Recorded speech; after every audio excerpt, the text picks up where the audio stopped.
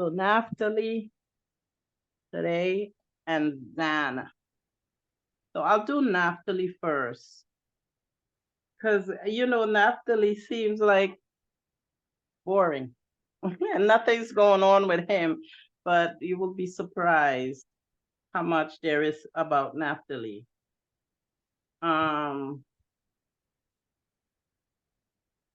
So Naphtali is the 8th son of Jacob.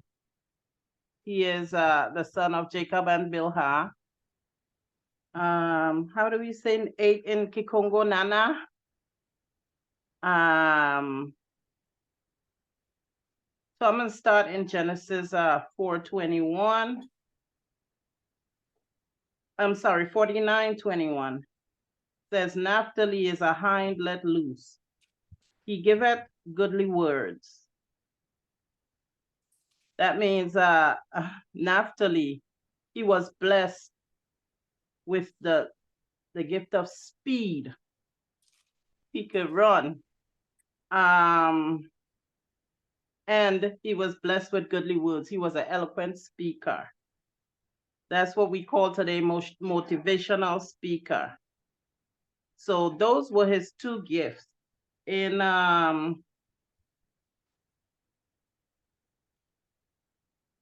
if we go to Joshua number 54 and verse 36, it says, Naphtali went as Judah had commanded him, for Naphtali was light-footed as one of the swift stags. He would go upon the ears of corn, and they would not break under him.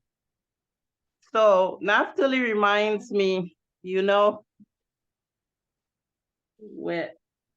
when you go to the races or to the marathons of the Kenyans, if a Kenyan is there, you're going to be second place. If 2 Kenyans are there, you're going to be third place. If 3 Kenyans are there, just know you're going to be fourth place. The Kenyans, the Jamaicans, they can run. So this is what Naphtali reminds me of. He was blessed with the gift of speed. In Deuteronomy 33:23, it says he was fortified with favor. That's what Moses, that was the blessing Moses gave to Naphtali. He was blessed with favor. Naphtali was deeply connected to the Most High. He had a real good spiritual bond with the Most High. He had these amazing dreams. He also had a great knowledge of anatomy. He told of the every organ and what spirit dwelt in them, and what they were responsible for. What was responsible for speed, and what one was responsible for strength. He had a very good knowledge of anatomy. I read somewhere that Naphtali was a doctor. I'm not sure, because I couldn't find it, but I read it somewhere. But Naphtali was a fierce warrior. If you go to Joshua 39 from 47 to 62, it says, and Naphtali went up with his wrath, excited might, and sprang upon the first wall to see what caused the noise of shouting, which they had heard in the city.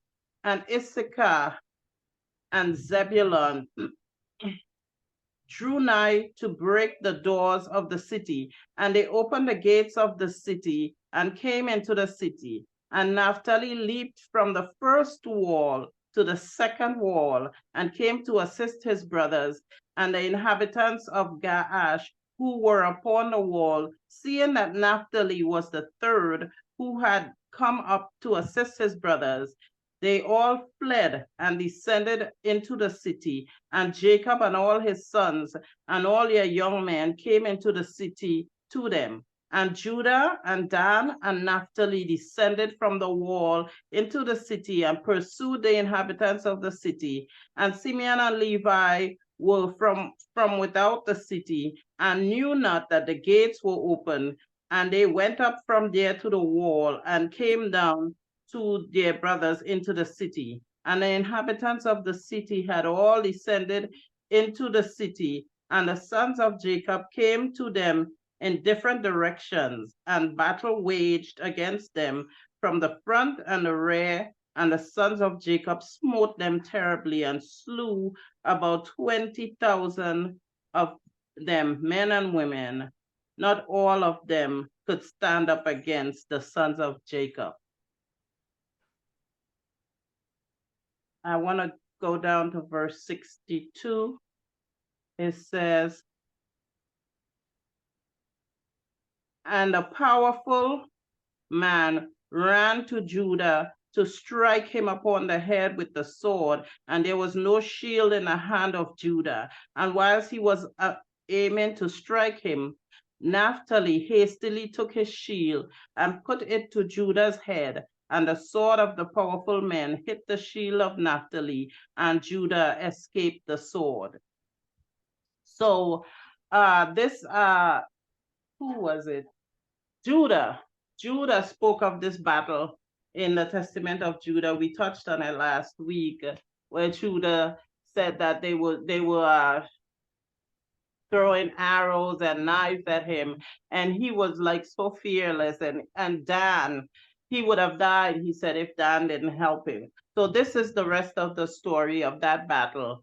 That and you know, the one thing that we see here, that the brothers, when they worked in unity, they were fearless. I mean, these men were fearless, and I mean, the sons of Jacob each had their own, what we call, a superpower, and they each, you know, when they worked together, there was nothing that could stop them.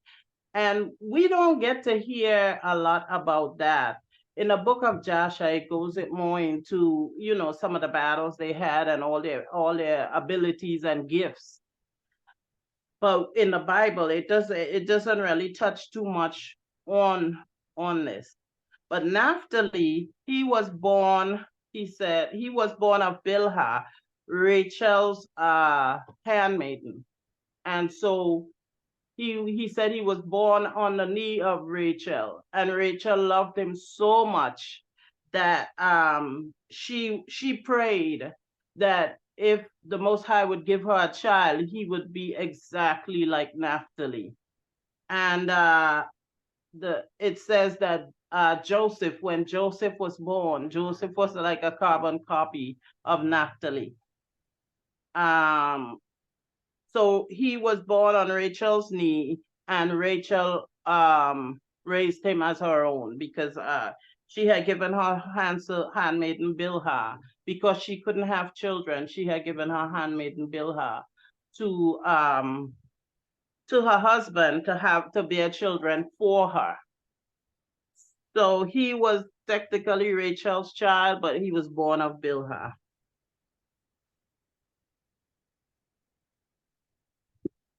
Every patriarch talked about the apostasy and the scattering of Israel.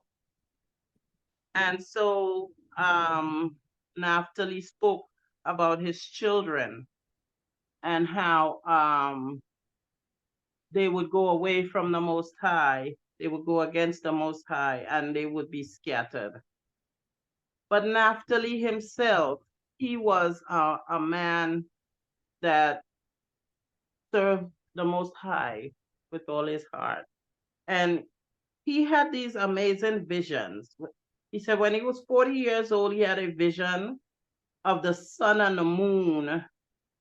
And the father told them to run to catch the sun and the moon. And Levi caught the sun, and Judah caught the moon. And it was a very interesting dream, but it wasn't, you know, it wasn't hard to figure it out. In hindsight, we have all the literature, you know. That's the one thing I was listening when I was reading these books. They didn't have the prophecies that we have now. So this was fresh information to all of them. And so he had this dream about the 12 tribes. He was given 12 palm branches representing the 12 tribes. And he saw that Levi caught the sun and Judah caught the moon. So this was a prophecy of the 12 tribes, really, and their place in the kingdom. The other vision he had was a vision of the ship on the sea.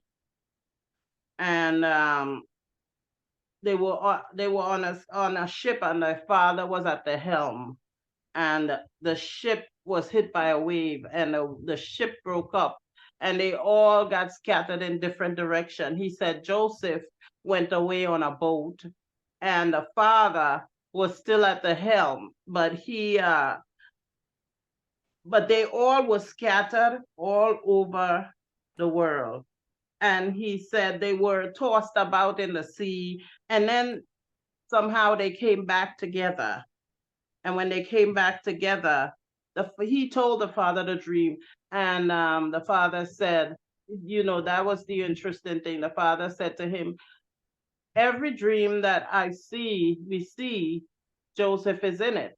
So that tells me that Joseph is still alive. So the father had an inclination. And he said his bowels moved within him because he wanted to tell the father the truth, but he was afraid of his brothers. Imagine the kind of strength and power Naphtali had, and he's afraid of his brothers. And so he told his children that they should be united to Levi and Judah. All of the patriarchs told their children to be united to Levi and Judah, that in the last days, Levi and Judah would pray to bring the 12 back together. And he said, if you be united in Levi and Judah, that men and angels shall bless you. And, we see that prophecy in all through the Bible, but mostly in Revelation. It says, men and angels shall bless you. So that's it for Naphtali. So now I'm gonna go to because I want to leave some conversation for you all, so I don't want to go too deep into it. So now I'm gonna do Dan. Dan was the seventh son of Jacob and Bilhah, born by Bilhah in Kikungus number 7 Samwadi. The first thing that Dan spoke about, he said, truth with just dealing is good and well-pleasing to the Most High, and that lying and anger are evil. Dan went into details about these spirits of Belial. He spoke more about lying, anger, and wrath. He had a secret hatred in his heart for Joseph. He hated Joseph so much that he wanted to kill him. He said that the spirit of Belial stirred him up with lying, anger, and wrath. And so he told his children, keep from the spirits of lying and anger and wrath. They encompass you with envy and deception. And he said, one of the things that he said about this is, and this is very deep, that these spirits make you irrational. He said they make you act the opposite of what you really see. We call that cognitive dissonance, and we see so much of that in the world. The scripture says, woe to him that calls good evil and evil good. But because of these spirits that had taken over him, he could not see with a straight eye what was in front of him. The Bible speaks about having eyes to see and ears to hear. And we see so much of that people see things and they're told this is what it is and they believe it, but it's not true. He said, these are the things that the spirit of Belial does to you. He said, wrath makes you blind to truth. A twofold mischief is wrath with lying. He doesn't go into too much. He says, in the last days, you shall go after Levi and Judah. He told his children, like every one of the patriarchs, to have respect for Levi and Judah, but he told his sons that you shall go after them. But on the day Isolele shall repent, they will come back. So Dan, the interesting thing about Dan, I think, is that last line where he spoke to his children and he said, you will forget your God and they will be led away and never return. And with Dan, we see that, in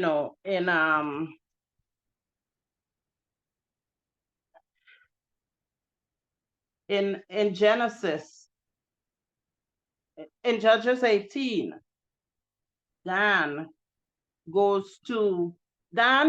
when the Most High brought them into Egypt, the Most High distributed the land. He told Moses passed it down to Joshua, the borders of everybody's property. Dan was dissatisfied with what the Most High gave him. And so he decided that he wanted to find new land. And so he did go to find new land. And because of that, it got him caught up. In Deuteronomy 33:22, it says, Dan shall leap from Bashan. And that was, Bashan was the name of the place, the city that God had appointed for him, but he didn't want that. And so he went up north to find more land that was pleasing to him. In other words, the Most High wasn't, what the Most High gave him was not good enough. And so Dan, there's a story in Judges 18 that speaks about Dan and Micah the high priest. Dan is going to scout land where he wants his land, and he comes upon this man named Micah, and the man gave them shelter for the night, and they heard the voice of the high priest and recognized that it was a Levitical high priest that he had with him.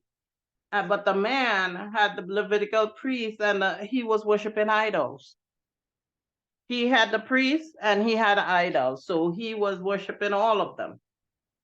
And so Dan went and found that land that he felt was good enough for him. And they came back and took the priests and took all the man's idols and went with them. And when the man, realized that they had taken, he followed them and he said, please don't do this to us. You took, I gave you shelter, I gave you food, I treated you so well, and you took my idols and images, and you took the high priest. And Dan told him, if you come near, we will beat you up, literally. He said, don't come near me because I will beat you up. And Dan took this priest and the idols and the images, and he went into the land that still today is called Dan, the city of Dan. And ironically, it's in Lebanon. Jeremiah 22:20, you see, he goes up to Lebanon. Until today, the city is called the city of Dan. But the thing about Dan is that Dan built a temple in the city of Dan that rivaled the temple in Jerusalem. And so he told people, don't go to Jerusalem, go to come here and serve, you know. And so he was pulling people away. And when the king Rehoboam, no, he made the decree that they should go. He built 2 temples in 2 different cities, and the city of Dan was one. And he said, do not go to the temple in Jerusalem, because it was the command of the Most High that they should go up to the temple every year. And so Dan was really the rival of the Most High. In Genesis 49, it says that 16 and 17. Just give me a second to pull it up. It says that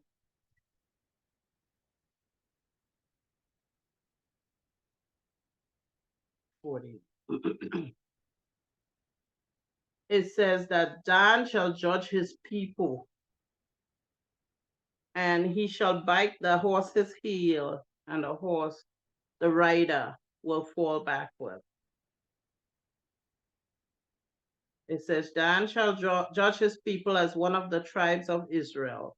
Dan shall be a serpent by the way, and an adder in the path, that biteth the horse's heel, so that his rider shall fall backward. So Dan kind of fell backward, took the tribes backwards into apostasy, into idolatry. Dan pretty much mixed with everybody, intermarried with everybody. And in the Revelation, when they speak about the 12 tribes returning, Dan is not mentioned at all. Manasseh, Ephraim and Manasseh took his place. He said in the last line of the testimony of Dan that he told his children that he knew that they would never return, that they would pretty much intermarry themselves out. Now, there still are people who are Danites, but as a tribe, the tribe of Dan doesn't even exist anymore. I know in Ghana, there's a tribe that call themselves the Gadangbe people. They're a mixture of Gad and Dan, that's their claim. And there are tribes that claim that, some of the people are Dan, but Dan as a tribe doesn't exist anymore, because he led the nation back into apostasy, and he went so far. He intermarried with the Phoenicians, he intermarried with a lot of people, so he kind of bred his blood out of the tribes of Israel. So I don't want to go too much, because I want to hear what your thoughts are. So I'm going to stop there with Dan for today. Engita. Ingeta, Matando Masaka, Mama Royal. That was very powerfully delivered.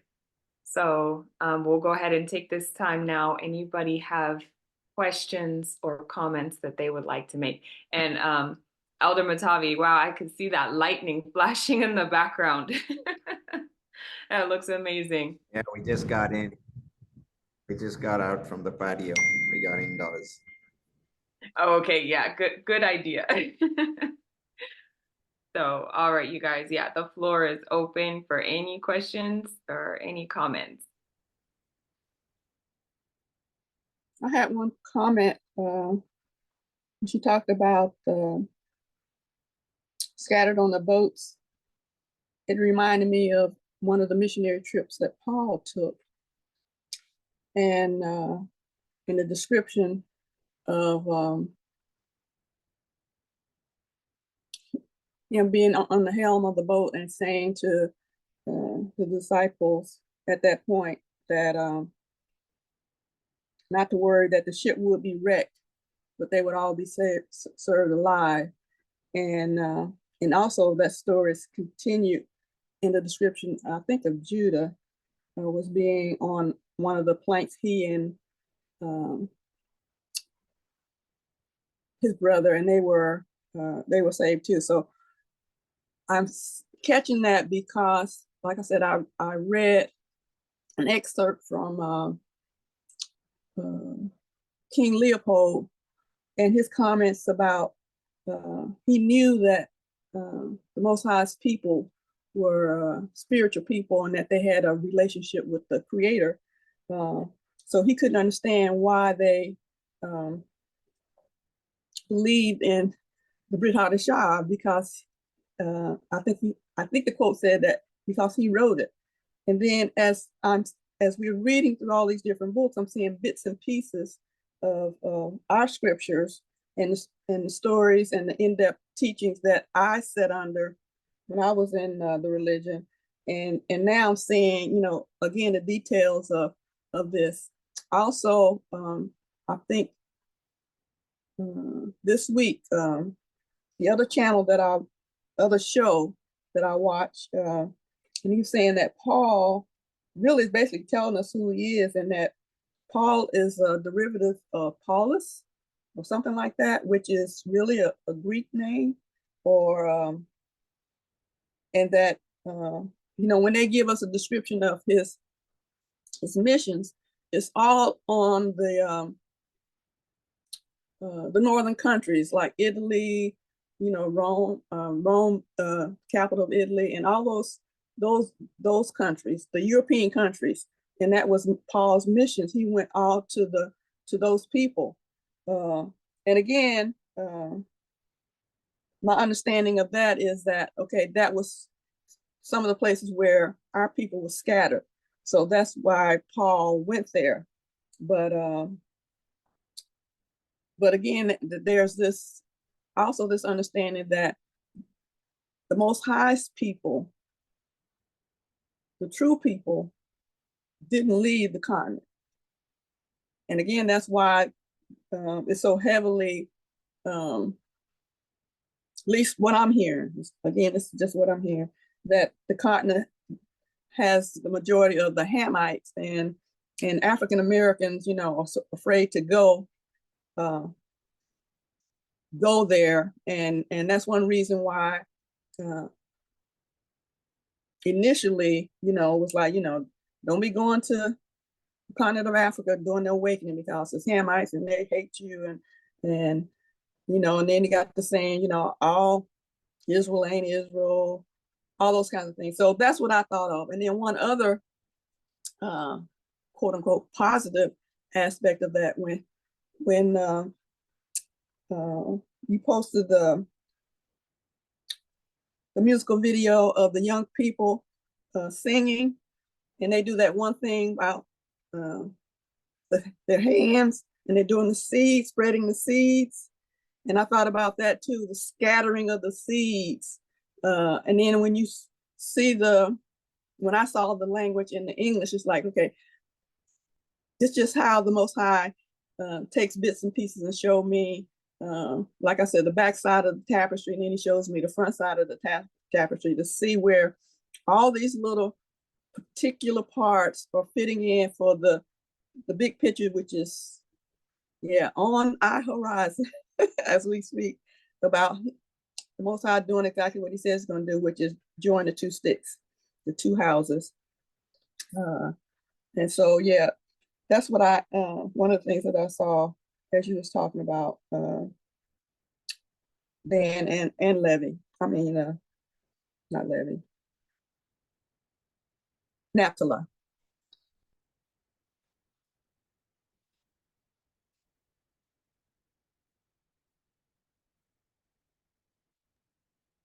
All right. Thank you, Mama Emma. Thank you for sharing that.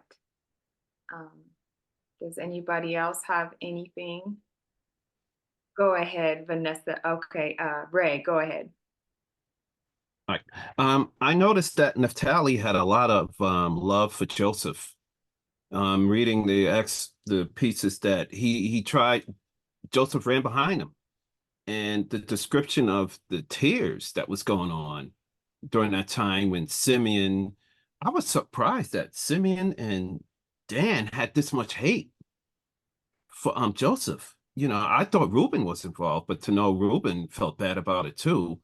And also in other stories, how they took the money they sold Joseph for and just lavished themselves. Bought sandals, I think it was. Yeah. They bought sandals. For their kids, Yeah. the wives. It's just nuts how, and Dan, to know Dan had this much hatred. Wow. Did he know about Reuben and his moms? I guess the hatred would have been turned around if he found that out.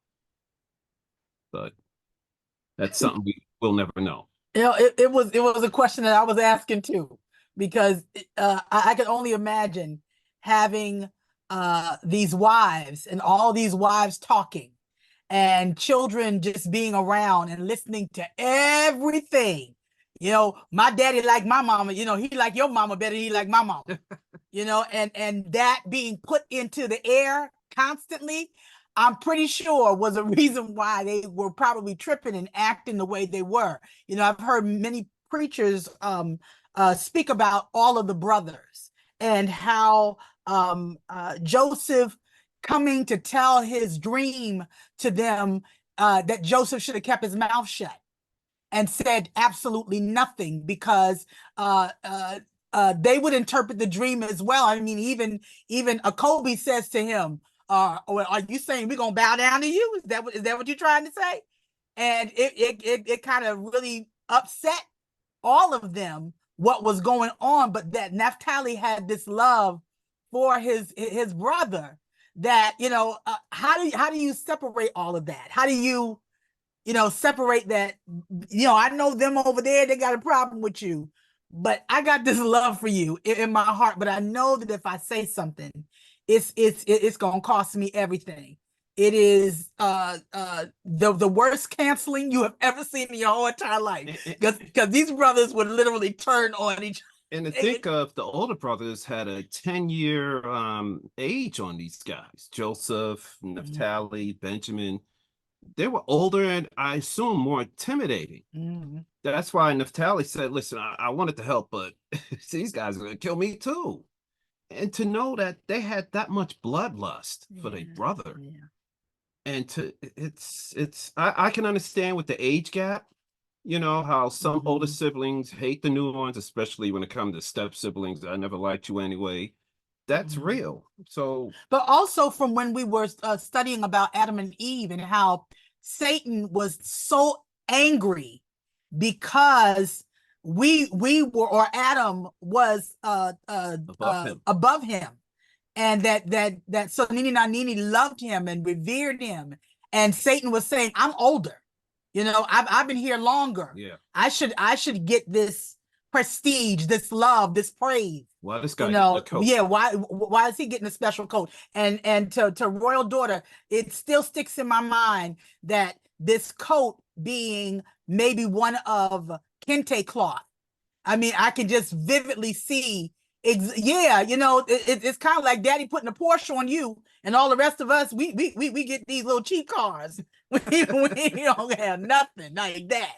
You over there with a Rolls Royce, and we around here driving Target cars. Nobody wants that, you know. So I can see where the vehement hatred, you know, for each other came up. And women, as women, we kind of set that circle of talking and having conversation. Men don't do it as much, but women, we have this way of, you know, the whole thing with the mandrakes, you know, and taking them. And all this was competition between the wives as well. Yeah. Who's going to have him tonight? And all I can say, he must have been really good that they were over there getting ready to do all of this to have a, you know, to have his baby. So it was something very powerful about that. Mm-hmm. Definitely. And get that. Thank you for sharing that. These stories really are, they're just, the details are just so intimate. It's like, can you imagine? It's like you can imagine actually being there with them at that time and like all the emotion of the brothers. That would honestly, like that would just, that's just so sad. That's just so sad. But as the scripture says, you know, what Satan intended for bad, the Most High turned and used it for good, you know. So thank you for sharing that. Elder Mutavi and Brother Nick, you guys go ahead. I had two observations from the book of Naphtali.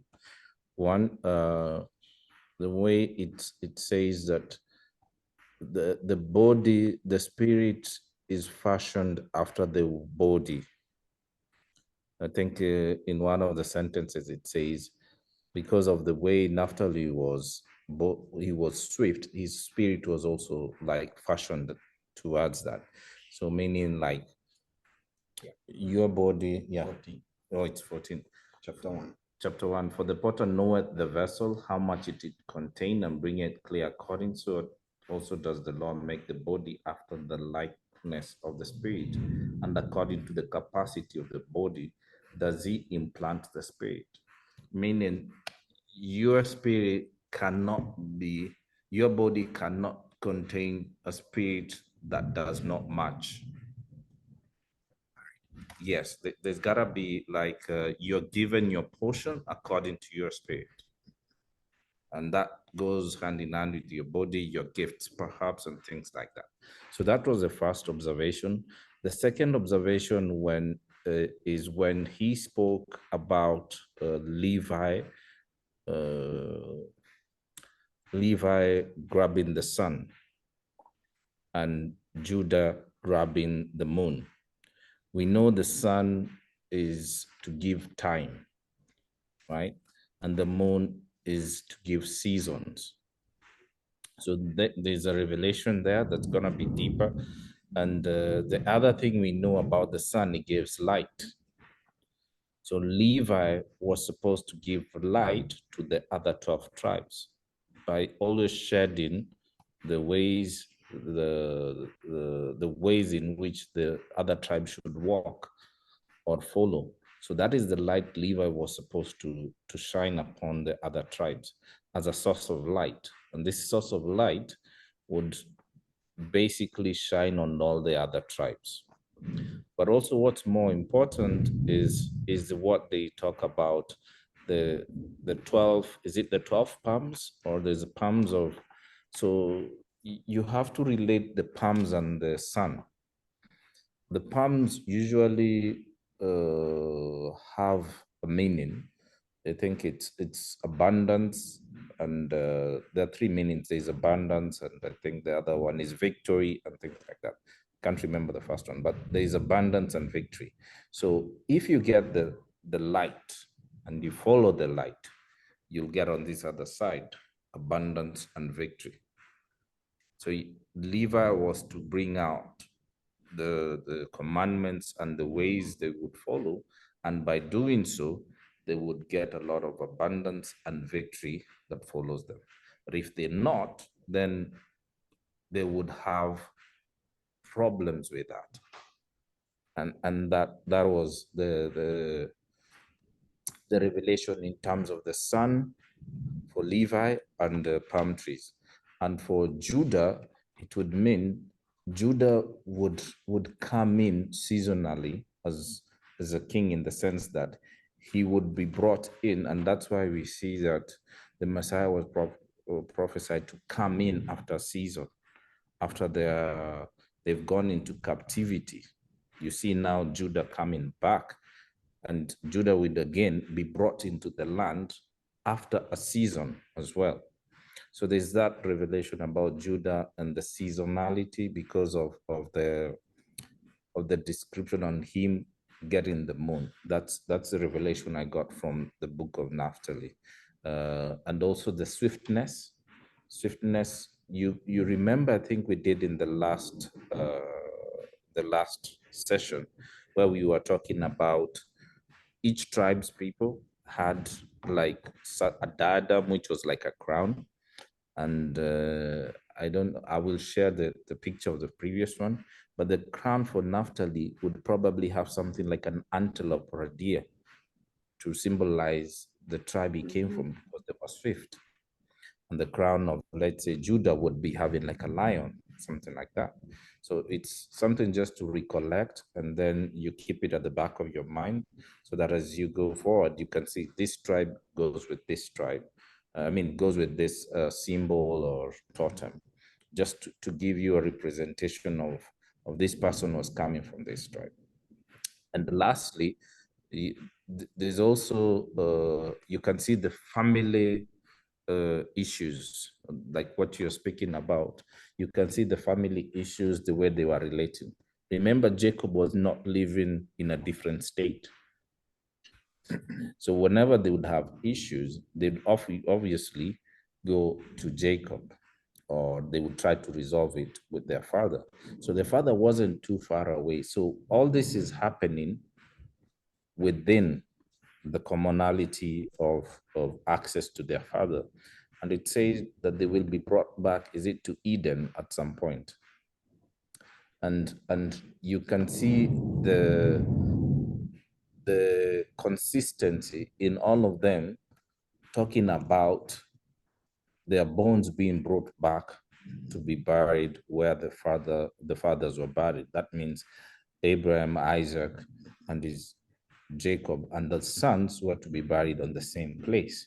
And that goes again to show the consistency of the promise, because it wouldn't, if they were to be buried in different places, it would not be consistent to what the Most High promised Abraham, and also Abraham's covenant in buying the piece of land, so that inheritance is kept consistent to the covenant. Yeah, thank you. Thank you, Brother Nick. You stole my words. That's why I had that scripture ready, but I'll add something to that. So the scripture he was referencing in verse 14 about the potter, and the Most High is like the potter who's working the clay. And so he makes a body that is at parity with its spirit, or he gives a body a spirit that is at parity with its body. I recently found out, very recently, I'm talking like this week, like in the last few days, I recently found out that the former president of South Africa at independence, the world icon, Nelson Mandela, his name at birth was, I might not say it right, but I'll make an attempt. His name at birth was Rohi Lala. Okay, so the name Roli Lala means pulling the branch of a tree, or the one who disturbs the established order. The one who disturbs the established order. So this was the name he was given at birth. Forget Nelson, forget Mandela. Nelson was the name they gave him when he went to school on the first day. And so the colonizers wanted him to have a name that they could pronounce. Mandela was his grandfather's name, okay? He actually had even another name, which he was given at initiation into manhood. But I asked myself when I came across this information, when he was born, how would the parents have known to give him a name that means the one who disturbs the established order?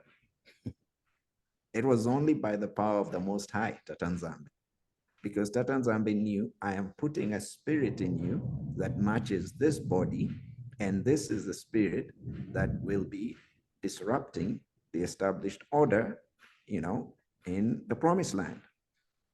And we know the story. Nelson Mandela was jailed for 27 years. He went from prisoner to president. Anyway, that's my extra on your great points, Brother Nick. One other comment about Naphtali, right? In the book of Jasher, here he is described as a runner. Thank you, Mama Royal Daughter, for explaining that.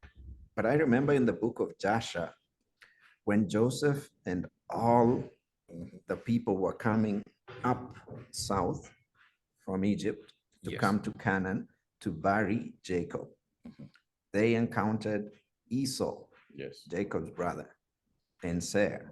And he caused a dispute and said they cannot bury Jacob in this land because it's his land. And Joseph asked Naphtali to run back to Egypt and get the documents that prove that there was a sale, So here again is evidence of this great runner, and I mean, he runs first, but by the time he went and came back, Esau was dead. But that's a story for another day. Ngeta, back to you. Jacob Express. Ngeta, thank you, Matando Masaka, for that. All right, Mama Royal Daughter, and then Mama Emma. I get that.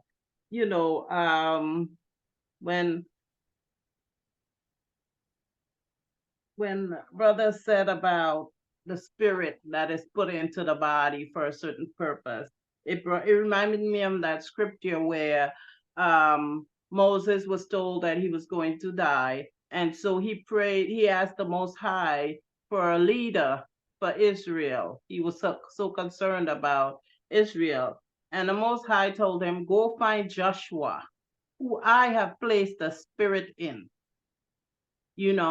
So our spirits that are placed in our bodies are not just mishap. The Most High is the God of order. And everything he does is with order and precision. So every spirit that is in every body, the Most High placed for his purpose. And that even leads me to say that everything that played out with these brothers was of the plan of the Most High. We were talking about Joseph, and Joseph used to run and tell the news. He used to tell the business. He used to run and tell his father everything they did, but he was young. He didn't know, and so they hated him for that. And when they got that dream, he got that dream, they understood what it meant more than Joseph. Joseph had no idea. That's why he told his father he was speaking and he didn't know. But he was born for greatness. He was born for a purpose. And so the brothers were angry that they knew when he told the dream, they knew why.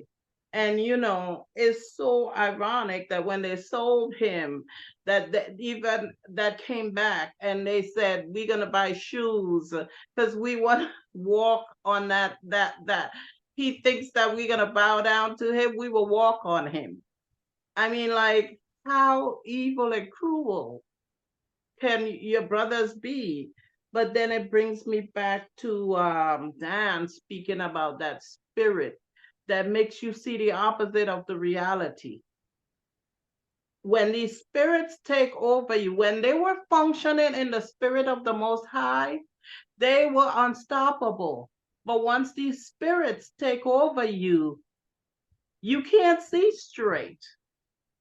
And that's why the Most High speaks about eyes to see and ears to hear, because there's a difference. And we see it even now where, the Most High is picking us up and we're seeing, like, that was us 5 years ago. You know what I'm saying? We all can say, oh my gosh, I can't believe I fell for that. I can't believe I believed that. You know, we see people now still waiting for the great deception, and we've been living in it. You know, they're waiting for the beast to identify himself. He has already identified himself. You know, it's like people can't see. So every day I wake up, I say, Father, I thank you. I thank you. Please don't take vision from me. Please let me keep seeing and hearing, because it makes such a difference. When you stand there and watch people can't figure things out for the life of them, you understand that this is so spiritual. And all of these people operated like Judah. Judah was given a spirit of might and power because he was the king. And that is what the Most High is. And the Most High is the ultimate. He likes to show off. He likes to show his might and power because he can, because he has it. He created everything. And so he has the right to show. And that's why even with the children of Israel, he brought them down to nothing. And that's what he does. He'll bring you down to nothing so he can show his might and power. When people think there's nothing, like in the valley of dry bones, like they thought we was dead. They thought we was done for, nothing. And the Most High could bring something out of nothing. And so he likes to show his might and power. That's why he does that. And so he gave that spirit to Judah. Judah loved to show his might, and Judah spoke, the things Judah spoke, they all had these abilities. So to them, when he was speaking, it was nothing. It was what he had, his special gift. They all had their special gift. So to him, but the Most High gave him that spirit of might and power, because a king, you're supposed to fear. You're supposed to fear, because there are certain things that you would never do knowing that this man has this kind of might and power. And so the father, he didn't even worry as long as Judah was with them, because he understood that he was given the spirit because he is the king. Judah was given Levi was given the spirit of prayer. And even in the last days, they said that Judah and Levi would be the ones to pray to bring the other 10 back. So, that spirit that he had in him, when he spoke, it was just, he was speaking, understanding that everybody had their power. But he said that when these spirits of Belial take over you, you become the opposite of what you were meant to be. You can't see straight. You become obsessed with the thing that they want you to do, with the anger, with the wrath, with the envy. And so they all speak to us about being careful about courting these spirits, allowing them, because the sin starts with the thought. And once they put these thoughts into your head, if you don't rebuke them, they grow until they get hold of you, and they will take you and ravage you. And that's what happened to our people. Through time, we got ravaged because of these spirits that they warned their sons, please do not allow these spirits to get a hold of you. So, the other thing that that came to me powerfully was that they were born, these children of Jacob were born from 4 women. Now, the Most High is so amazing. Everything is part of his plan. And so Jacob, we know the story of Jacob trying to marry Rachel, and he was deceived and he was given Leah.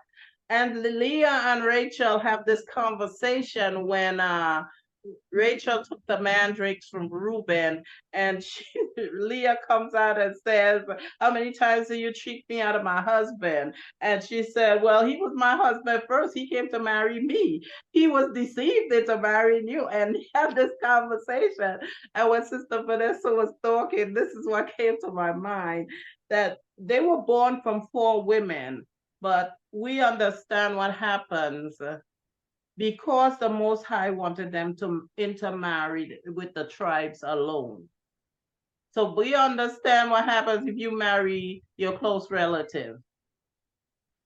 So because of that, you know, the Most High gave him 4 wives so that the children would have different, so their DNA will not clash, because the Most High wanted the 12 tribes to stay within the 12 tribes.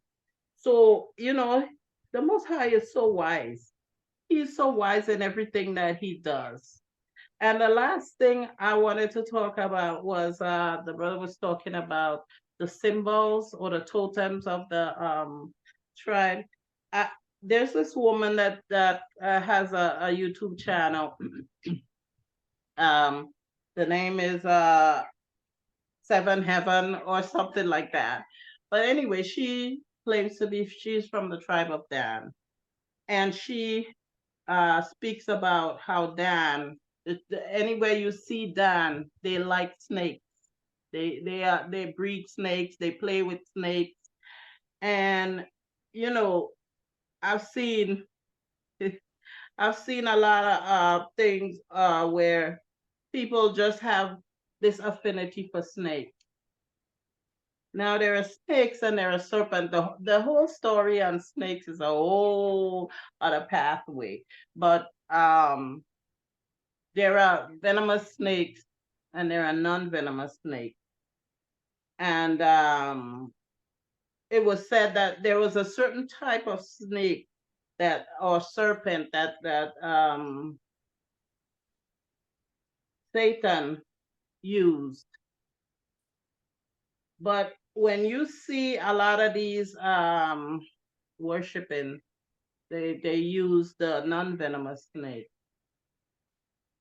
because most of them are king snakes, and king snakes will eat snakes as well. They eat snakes. They eat they're not poisonous, most of them, but they eat snakes.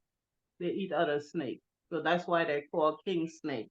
And so a lot of these king snakes is what they use for their witchcraft or whatever that they use. But she said that she is from the tribe of Dan, and that the tribe of Dan, they like snakes, and that is their totem, the snake. So in everything there's good and bad. So I know there's a difference with the snakes, and you know, one is a totem and it's not about worship, it's just their totem. But I don't know. I don't want to venture into that because it's a huge conversation. But also in a Revelation, the tribe of Dan never returns to the land. But recently, with the Ish people, they went to Ethiopia and they brought some people back and said they are the tribe of Dan. And somebody sent me the clip and says, oh, look, they're bringing back the tribe of Dan into the land. I said, well, where in the Bible did you see that? Because I sent her the scripture in Revelation. I was like, they never returned. So how are these people bringing back these Ethiopian people and saying they are the tribe of Dan? Because as far as I know, Ethiopians are children of Ham. So, you know, it's like the lies and the deception. When you can't see, they will confuse you. Because she was sold on this, oh, look, they're bringing back the tribe of Dan. I said, well, show me where the tribe of Dan comes back. Because, you know, if you don't know, they'll confuse you and get that.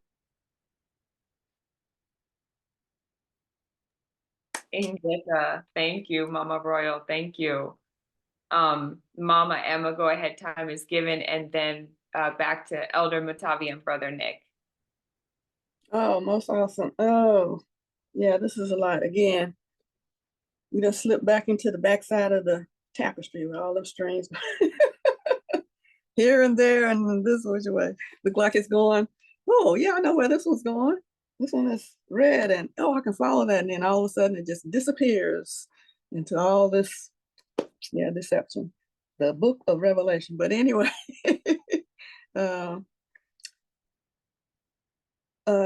couple of things going back to let's see who this is. Naphtali, and how they had it laid out. It's like chapter 2 and verse 3, I'm gonna say. And so that was really ooh, what does this mean? Told them to run and to seize the sun and the moon. And so they did. And Levi, as Nick said, laid hold of the sun. And so I just did a quick search. Levi take hold of the sun, and what it showed me, and it's like, oh, okay, now I'm trying to understand. Again, the big question in the beginning on when do we start Sabbath, and what time, when is day, daylight, and all those things. And again, the scripture is very plain in the first few verses. Out of darkness come light. So this is what this said, and it's like, okay, when does day start? And even, like I said, even to right now, and people still, a lot of people, but those who really are allowing the Most High to use his two-edged sword to cut and heal, is learning to discern all the deceptions, even beginning with Genesis 1 and 2, and the different interpretations of Genesis. This is some say this is two understandings of Genesis, and I'm starting to see that as well. And I see that because, again, a lot of the times when I was listening and even when I'm reading, it doesn't talk too much in detail about the fallen angels until it comes up within the depths of a scripture, or unless you're doing a character study. Somebody wants to do a character study on angels and whatever, and then you get that. But that's all, again, to add to the whole, to understand the whole. And so, and I think somebody mentioned it already, that, well, I know I have, I keep mentioning it. The enemy that we was reading in the book of Adam and Eve, Most High said to him, you have deceived yourself and you deceiving others. Okay, so since he's still under the deception that he was the first, and so he's taken what he heard and what Most High's children have gone through and what they have said, and still keep twisting that to make it seem like this is our story. We know we are who we are now. We know in our spirit. Now we're starting to manifest it physically. And so this is what I saw when I clicked on that about the sun. I also did another study, and it says, okay, you have that quote unquote controversy about SUN and SON, when really it's the same thing. And then they were showing how the translators took and used their deceptive pen, which it talks about in one of the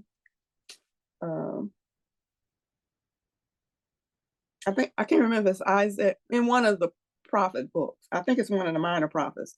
It calls it the pen of the scribes, a deceptive pen. So anyway, it just shows how they just took their pen and closed in SU, the top of the U in sun, and made it SON. And again, to make it seem like the chosen people, the original humans, are doing something that the Most High doesn't want them to do. And the reason why I see it like that is because, again, if we are made in his image and his likeness, and he has said, even in the Brit Hadashah, when they're talking about the different parts of the body, and then when they're talking about when quote unquote Paul is talking about the women who are coming in because of the God spell, and again, the head wraps and all that, and why they were covered, because they were temple prostitutes and their heads were shaven. And so in order to help them fit in, then everybody wear head wraps. So anyway, again, going back to hating your body, the enemy wants us to do that, to hate our physical body, and he's trying to get us to hate our spiritual self as well, because that's the only way he can reign, but he need our bodies to be able to do that. So anyway, like I said, when I looked that up, it's like, oh, okay, so Royal Daughter has been doing an excellent job of helping me to understand why people keep talking about Levi. You know, he's the first, okay, and I understand that because the Most High said he was going to be the one in the book of Leviticus, quote unquote, he's the mouthpiece between the Most High and the other tribes.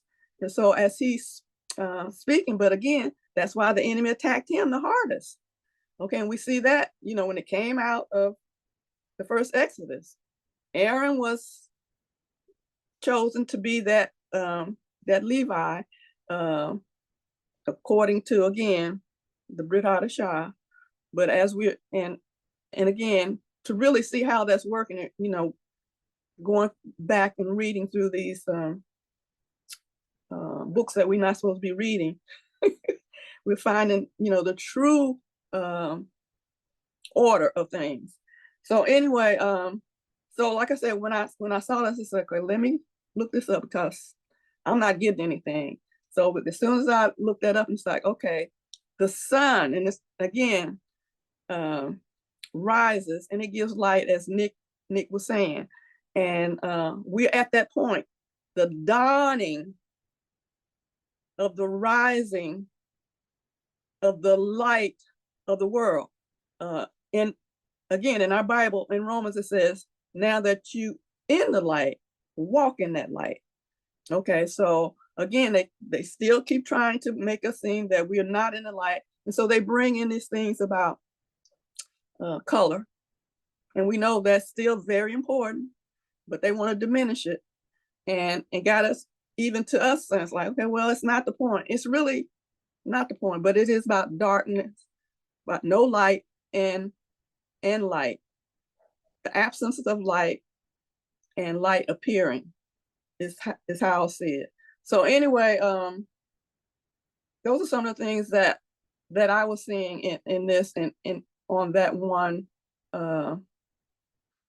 thing. And again, how the sun, again, with some of the readings and even just in nature, you know, we know that the sun casts shadows on certain things when it's at its highest. And so because of what Yehuda did and because of all those things, and Levi, representation of the sun, taking hold of the sun, bringing the light, or reminding us who the light is, and Judah taking hold of the moon, knowing it's getting this reflection or receiving this light from the sun, which again helped me to start understanding why even some of the quote unquote the tribes of Judah, the Israelite, the Jews, and all that controversy with the names, why they do their calendar based on the moon instead of the month.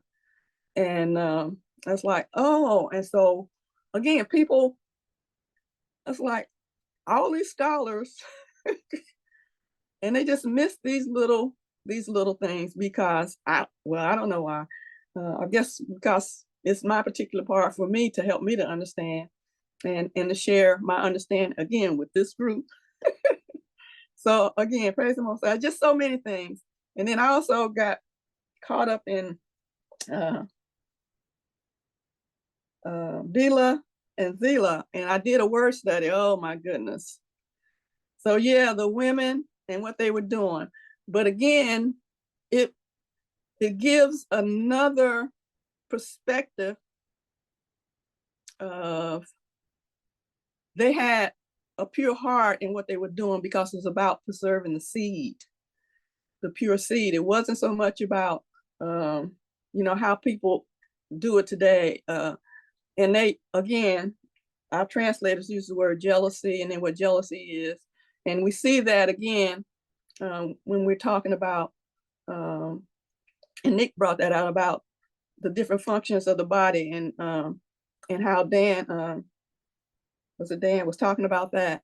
And then, you know, that one thing that we talked a lot about in the last lesson about the liver and how, you know, the hatred came from that part of them. And in the natural, again, the liver is the organ of purifying the blood and taking out the toxins and stuff. And they're saying, you know, how those toxins, they didn't really get it until it's time for them to meet the maker. So, and warning their children of that, again, because they was consistently being bombarded by the enemy, and what they had, you know, they came into this fight just like us. We were born into sin, disobedience, and shaped in this iniquity. So, and now we're understanding that. So again, you know, my mantra, again, I like that word, my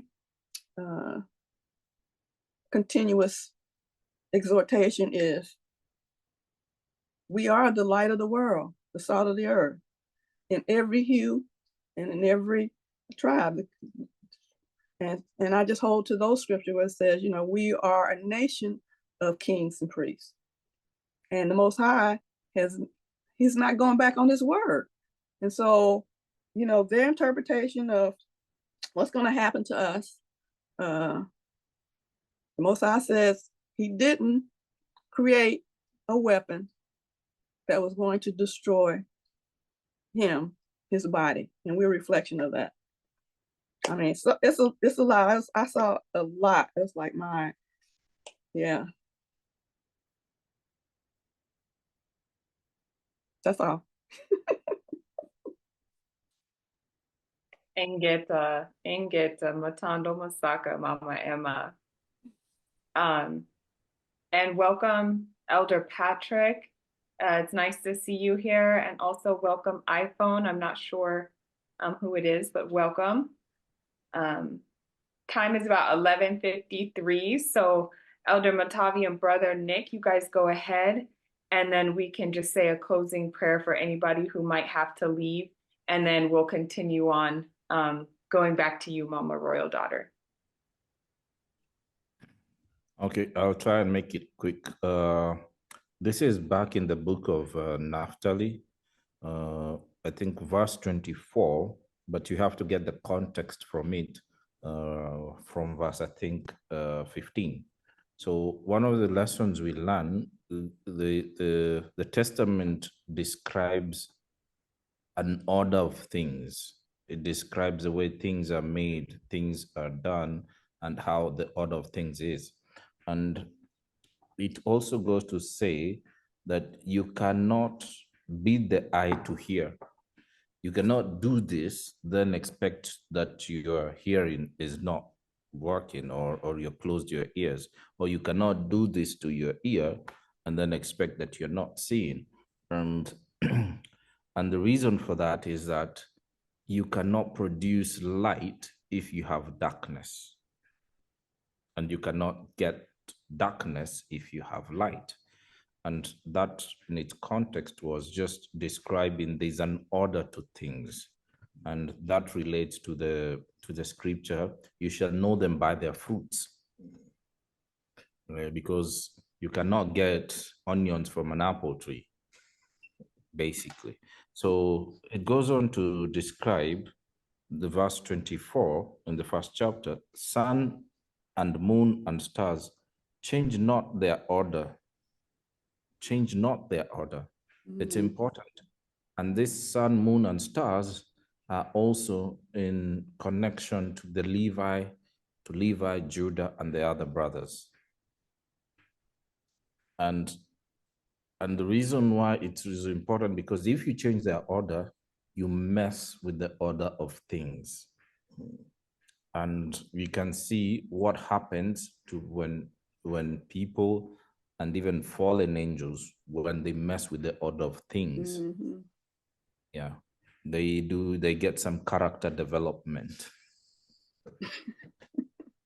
And you can see it in verse 27. In like manner, the watchers also changed the order of their nature, whom the Lord cast at the flood, and whose account he made the earth without inhabitants and fruitless. So it's major character development, because these guys change just the order of things. So in that perspective, there's an order to things.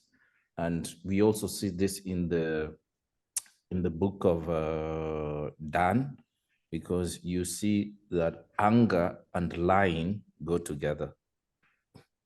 And he wants this about people. He wants this. Anger will go with lying, because if you're in an angry mode, you might not be in a position to speak something correct or point out the correct thing, because your emotions or your spirit is not in the right tone, so to speak. So those are just the observation I wanted to add. Thank you. Thank you, Bro Nick. So real quick, before we take the break, first of all, let me say we have a surprise for you all after the break. But what I wanted to add was this.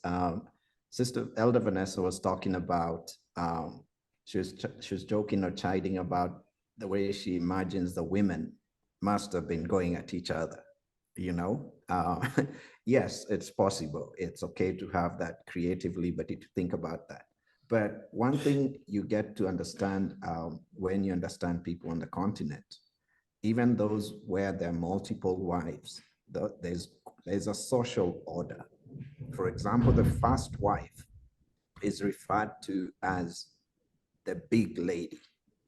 I mean, I'm translating literally the phrase, they use the word big lady. It's not a description of her size. It's a description of her status. Okay? And she sets the social order. You all remember the story of Abraham and Hagar, and Sarah and Hagar, you know? So also the women who are married are in a different cohort versus the daughters. So you wouldn't be having conversations amongst the married women that are within ear's reach of the younger women. In fact, if let's say you had a girl or girls that were, let's say 12 to 14 years old, they might be in what they called an age group, and they would not be having conversations with girls who are maybe 8 to 10 or even older than them, maybe 15 to 17 or 18. They were different age groups, and they used to hang out in different quarters and do different chores. So communication was managed, you know, and this was managed from the big lady of the house. Now, something else I noticed in here, both of these patriarchs, Dan and Naphtali, they make confessions at their deathbeds. We've also seen this with the others, you know. How come they're all making confessions? I think it's a practice that was passed down to improve transparency. It was passed down probably from their forefathers. The other thing I noticed is that they mention Beliar. I don't know if that's the devil himself. I don't know if it's one of his demons. I don't know, but interestingly, I don't think I've ever seen Beliar mentioned in the Bible. And if I remember from the book of Adam and Eve, he's a master deceiver. So if he keeps it away from us, we will not even know what's bothering us or who's bothering us. Then they talk about the spirit of anger and jealousy, both of them, and they warn us about it. And last but not least, which was really funny, in the book of Dan, they mention a leopard. He actually mentions that, you know, he was like, he had the spirit like that of a leopard, and he was to crush Joseph. Where do you find leopards? You can go figure that out. All right, back to you, Sister Laura. We'll come back with a surprise after the break. Oh, 1 second. Oh, go ahead. When you mentioned Belial, Mhm. what came into the mind back, I think in the 19s, we used to have something called the Fresh Prince of Bel-Air. But when you put them together, it's Belial. Prince of Bel-Air. Yeah, Oh, it's okay. like You can Bel-Air, reorder it. yeah. Okay. And then it talks about being a prince anyway, so it's interesting. Who knows? Yes, yes. When I hear that, I think of the liar, the lie. Be like. Okay, yeah, that makes sense. Okay, back to you, Sister Laura. Wow, that seriously just blew my mind right there with the first Prince of Bel-Air. That is so crazy. Going as we prepare the surprise. Okay, so Mama Royal, go ahead. Time is given to you. I get that. So this thing with the palm branches, you know, these words are so strategic. I posted a video yesterday talking about the branches and how in the body that certain parts of the blood vessels branch out, and they call it a fractal, and it talks about the branches. And that brought me back in mind to the branch, the scriptures in Isaiah and Zechariah, where it talks about the man who is called a branch, talking about Isaiah.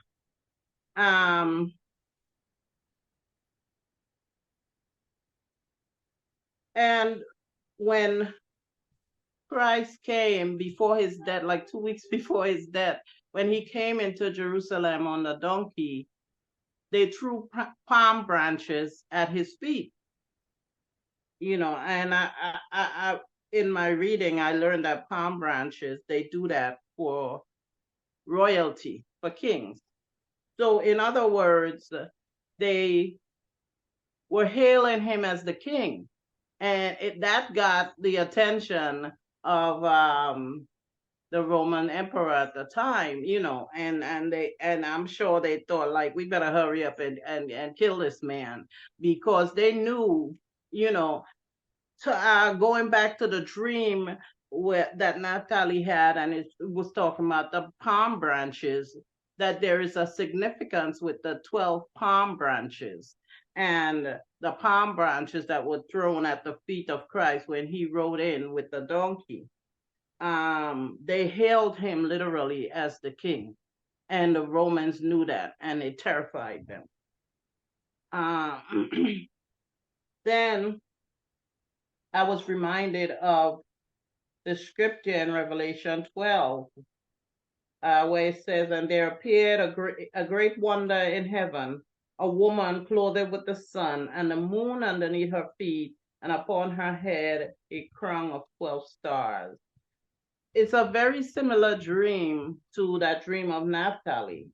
You know, a woman clothed with the sun. How does the sun clothe you? It's talking about melanin. She's a Black woman. And the sun is the representation of Judah. And the moon under her feet. In the dream of Naphtali, Levi was the moon. So the moon was holding her up, and she had a crown with 12 stars on her head. It's the representation of the 12 tribes again. And so when I read Naphtali, it brought me back to this revelation, and it seems so much similar. I look at that vision now so much differently. You know, I get a better understanding of this Revelation 12 dream when I read the dream of Naphtali, because they're very similar. They're speaking about the same thing. Engeta.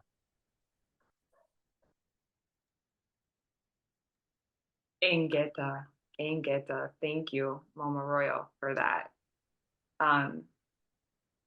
So Elder Matavi and Brother Nick, are you guys ready for your surprise?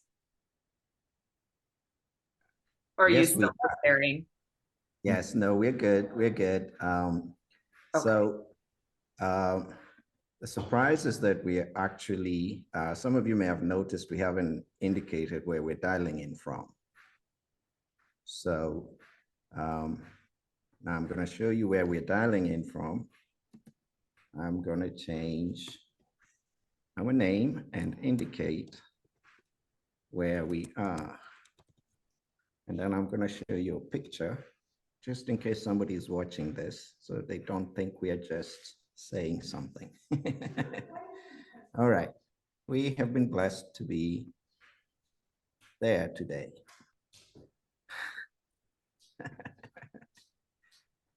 and y'all can unmute yourself if you want to interact. That's okay. So let me go ahead and share a picture. If this will allow me. Desktop. Should if I do this. All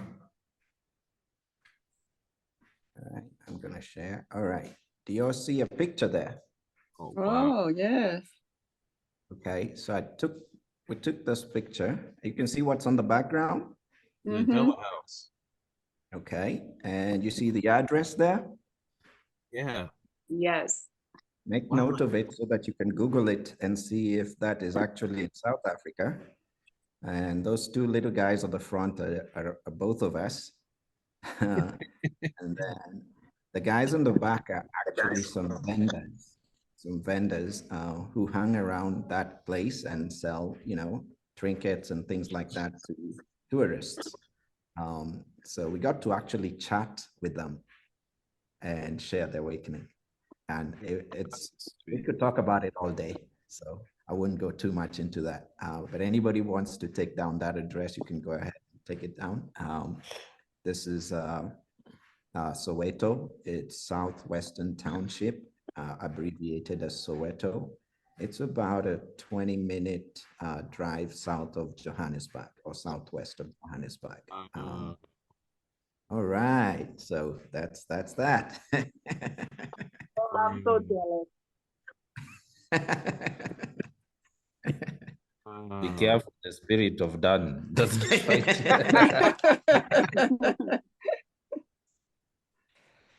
All right, I will stop sharing. Everybody got the address? The one to take it down? Yeah, I got it.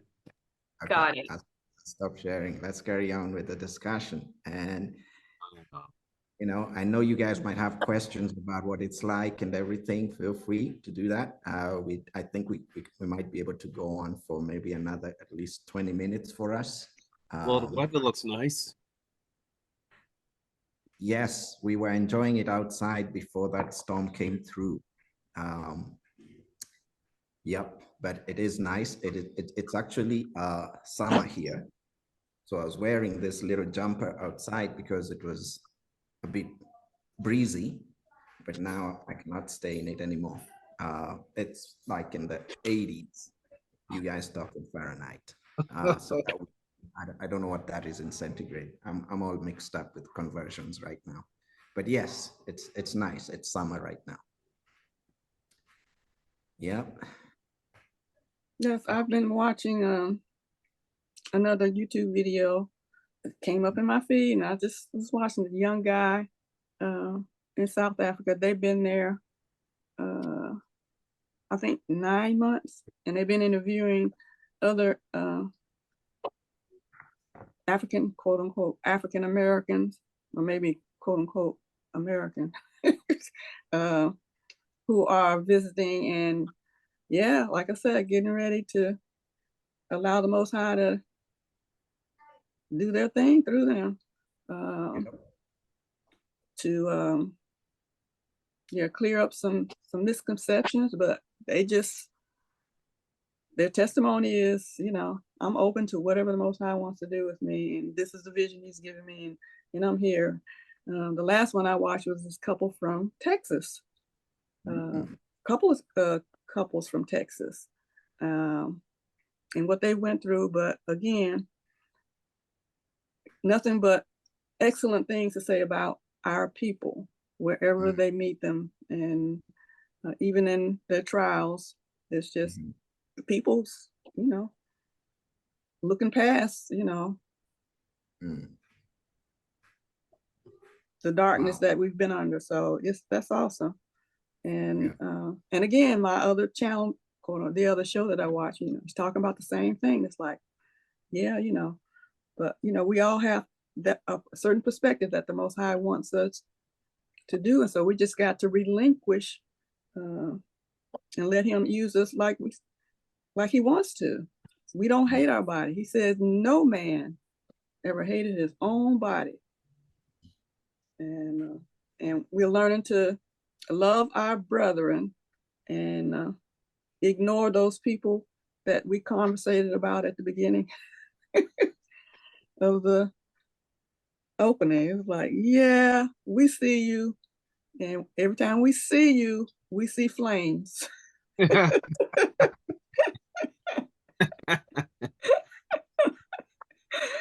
So yeah, the Most High, He's always had me like in the middle of friends who couldn't get along with each other, but I can get along with both sides. And so it's like, but anyway, it's like,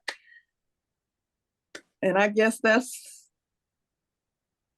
my understanding of why I don't have a lot of in-person relationships in my life, even though, I was always in the church and in the group, in the leadership, quote unquote, not, they just have you on the list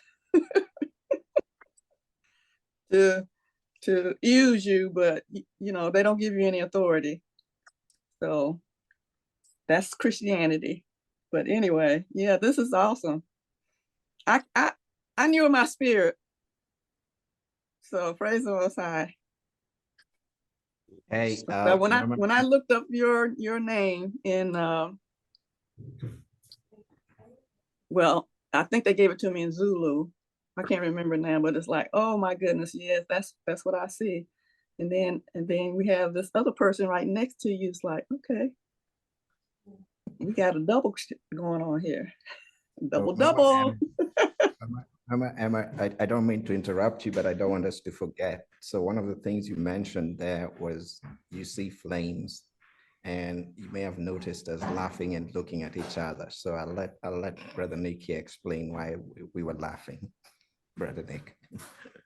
So when you are traveling, there was a stopover flight, and the stopover destination was in Malawi. From Nairobi, yes, from Nairobi, Kenya, and then we stopped at Malawi for like just a brief, like 30 minutes or so. And the city we stopped in was called Lilongwe. So in the plane, we got talking to one of the passengers who was seated next to us. Then they explained to us what Malawi means. What does Malawi mean in Swahili, first of all? Like many Lawis. It's a plural. A plural of Lawi. And what is Lawi? Lawi is Levite. So, so they explained to us that in their language, it's called Chewa. In their language, Malawi means flames. Flames. Wait a minute. How can flames go with Levi? I mean, I'm laughing, but I don't get it. Oh, wow.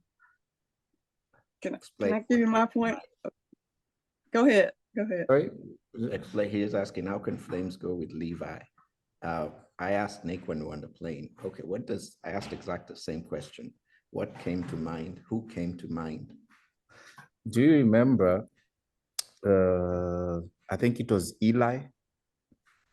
Remember Eli had sons, and I think they were killed by God because of creating strange fire.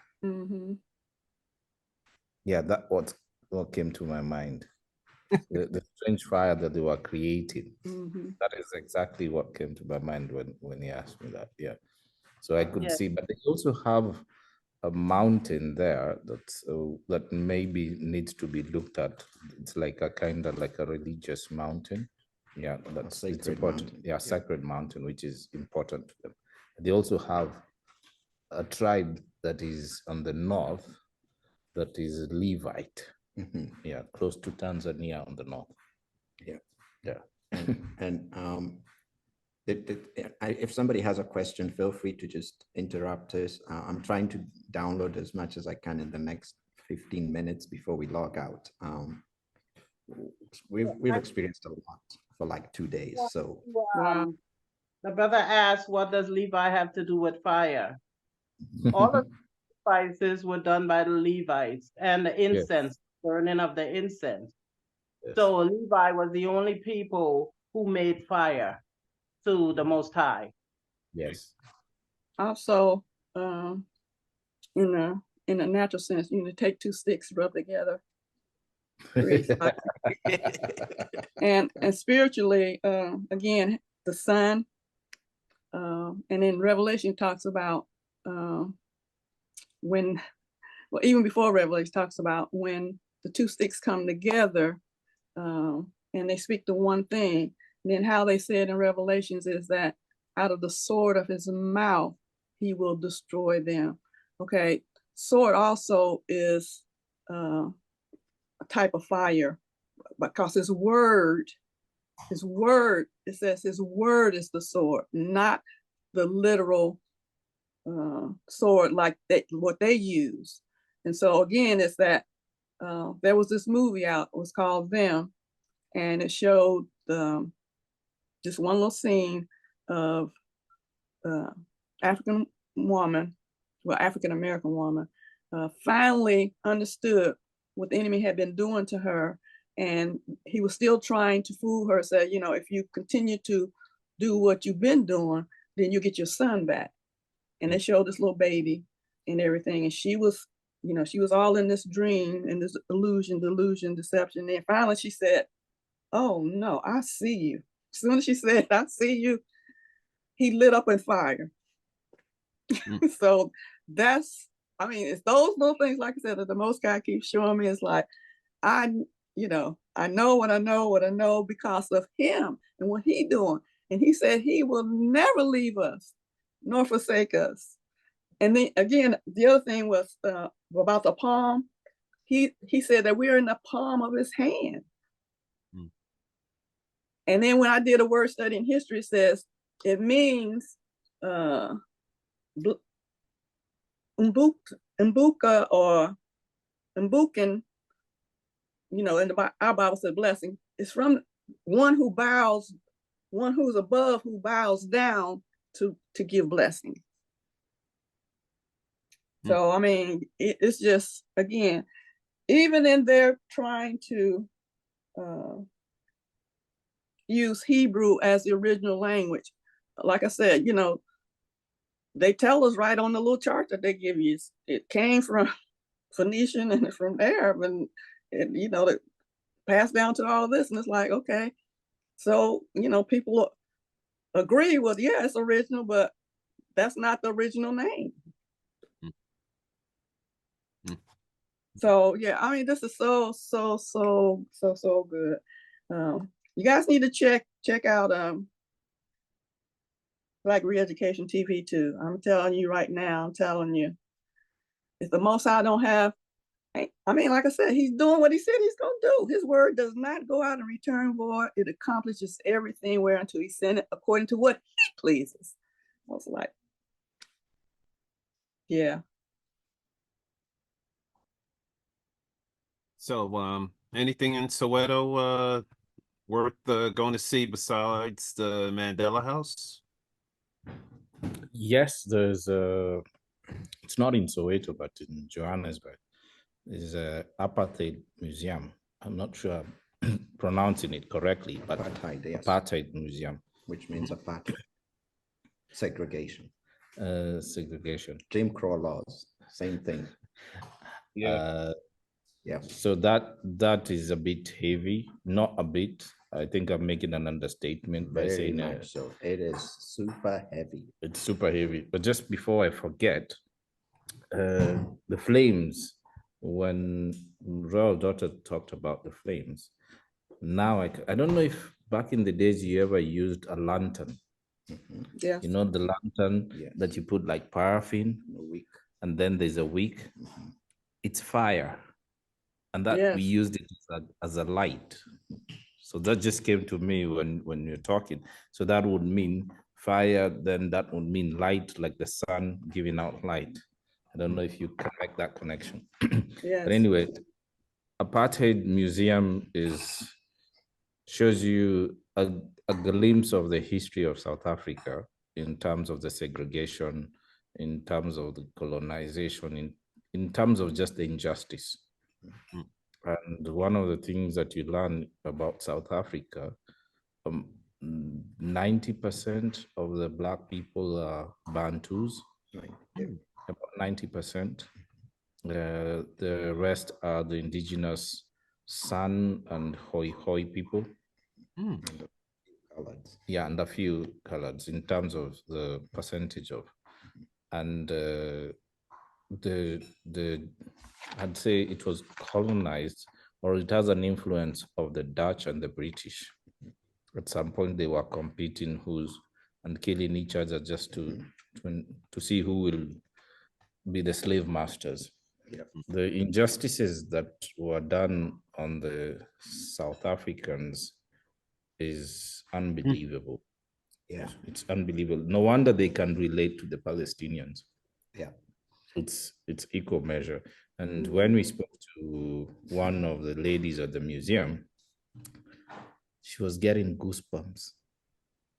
She was boiling, literally boiling in her skin. So you can see her also relate to what we were saying. And there was a lot of hunger in terms of more information, and just for her to be able to connect. But it's not like they know it inherently that there's something that doesn't add up. So when you give them this information and they start digging up for themselves, they even relate to you because they have cultural inheritance in terms of information and generational information passed down. Wow. And you can tell the different tribes have different gifts like Dan or Asha and things like that. So you can tell there are warring tribes like the Zulu who will not take anything. They will give you a lot of character development. And yeah, you can jump in. So the museum, the Apartheid Museum, when you get a ticket at the front gate, it's gonna say white or non-white. And when you go to the entrance, there are two doors. So you follow the one that you have, okay? And as you enter those gates, they have this ID cards that were used by the Dutch and the British that they made for the Bantus, the locals. And I was looking at the third one, and they're big. They've blown up the ID cards. Maybe the ID cards were the size of like an index card, maybe like 6 by 2 inches or something. But then they've blown them up. They're actually the size of a poster. You know, so think of something that is like maybe 2 feet by like, you know, or half a flag. Yeah, something like it's huge. Like it would stand and be like half your body height. So you're seeing it as you walk. I was just looking at the third one, and it actually says Bantu. And these are real copies of real people. Okay, so they take the details just like you would have on your ID. Okay, but they identified us as a group called Bantu and classified us that way. Go ahead, Mama Roadora, you have a question. Yes, two things that I wanted to mention that struck me. You know, when going back to the fire, I think we have to understand how that there was always a fire in the temple, and the Levites, the priests, were the ones responsible for the fire. and they were the ones that did the sacrifices. They also knew which parts of the animal, because everybody who wanted sacrifice done, who wanted an atonement, they would bring it to the priests in the temple. And so it was the whole nation of Israel.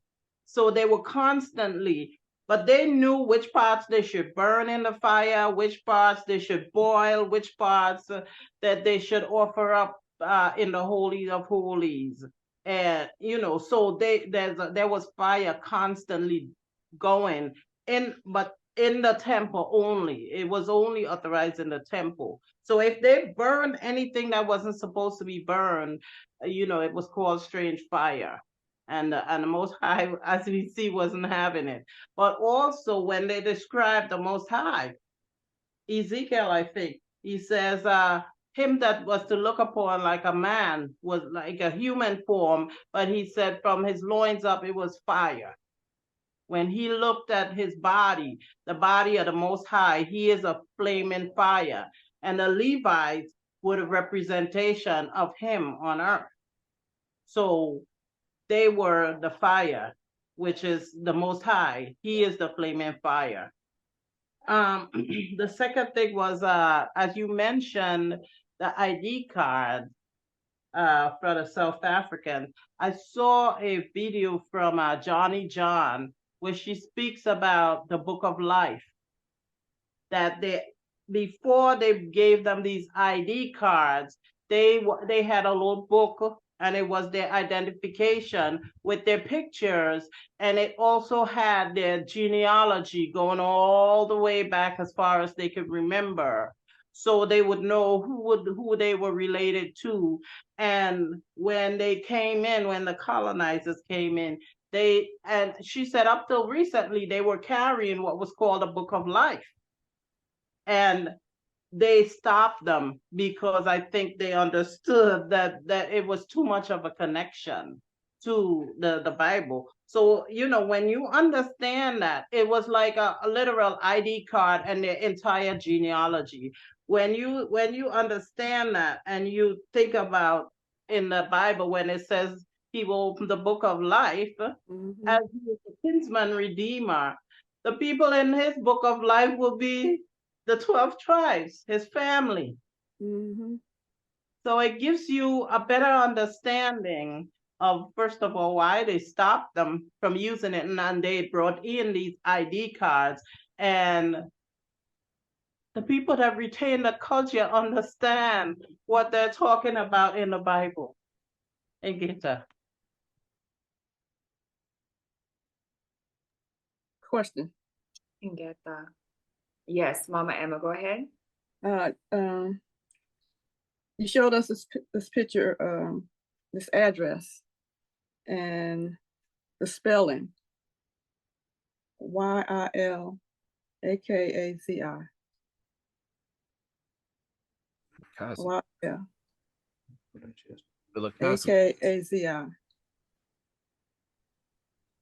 Yes. The meaning, is there a meaning? I just kind of see in there one of the there is a meaning in the scripture.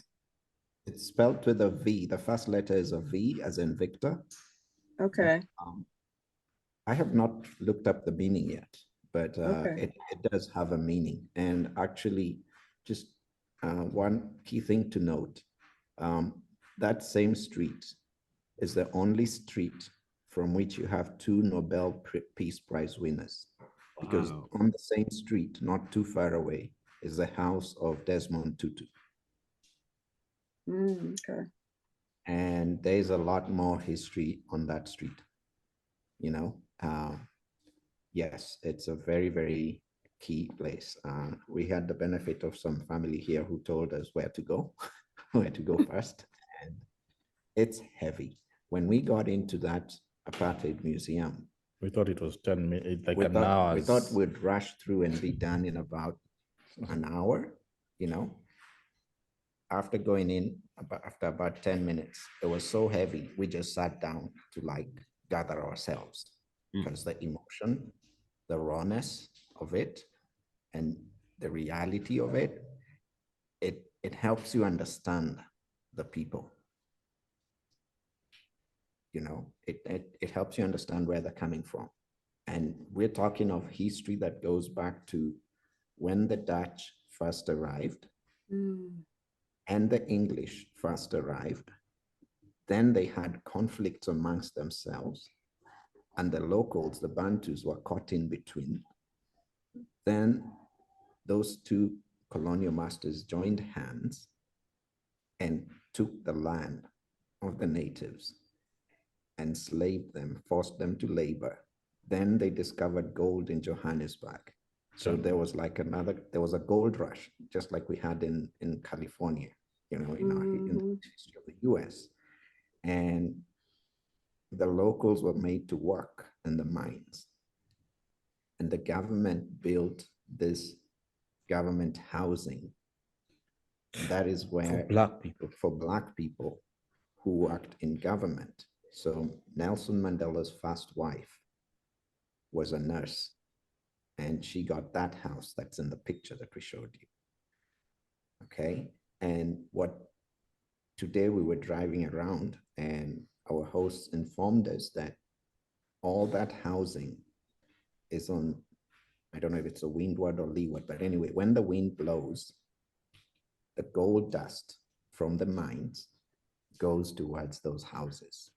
Wow. And that's on the side of town that the people who are living there are black people. So it causes them disease and everything. Whereas on the opposite side of town is where all the colonial people, masters, lived. So not only are they forcing them to work there, but they're also killing them silently. Wow. Okay. And it's okay housing for that time, but then it's where all the black people are made to live, and now there's a lot of shanties or slums next to it. Okay, so it's things like that that you see and you connect. But the best part so far I've enjoyed of this trip is when you talk to young people, or generally the locals, the Bantus. All tribes except two, the San and the Khoi. Those are the guys depicted in the movie Gods Must Be Crazy. Yeah, you find them in Namibia and Botswana. Other than those two, all the other tribes in South Africa are Bantus. All. Okay. When you talk to them and you just ask them a question like, hey, do you know that the Bantus are the biblical Israelites? And most would go like, no. Then you just give them a little explanation, and you just read their reactions, and it just clicks, and they're so hungry for it. I asked one lady who was working at the museum this, and when I explained to her a little bit with Nick and told her we were walking out, she walked out with us. And we went and spent more time outside, and her friend came along and started listening. And we met an African-American lady from New York, and she joined in the conversation. In the museum, we even encountered some young folks, probably in the late 20s, early 30s, from Congo. And we had these conversations and exchange contacts and stuff. It's huge, guys. We got a big job to do. Yes, yes. We're not even getting started. You're doing it. You're doing it.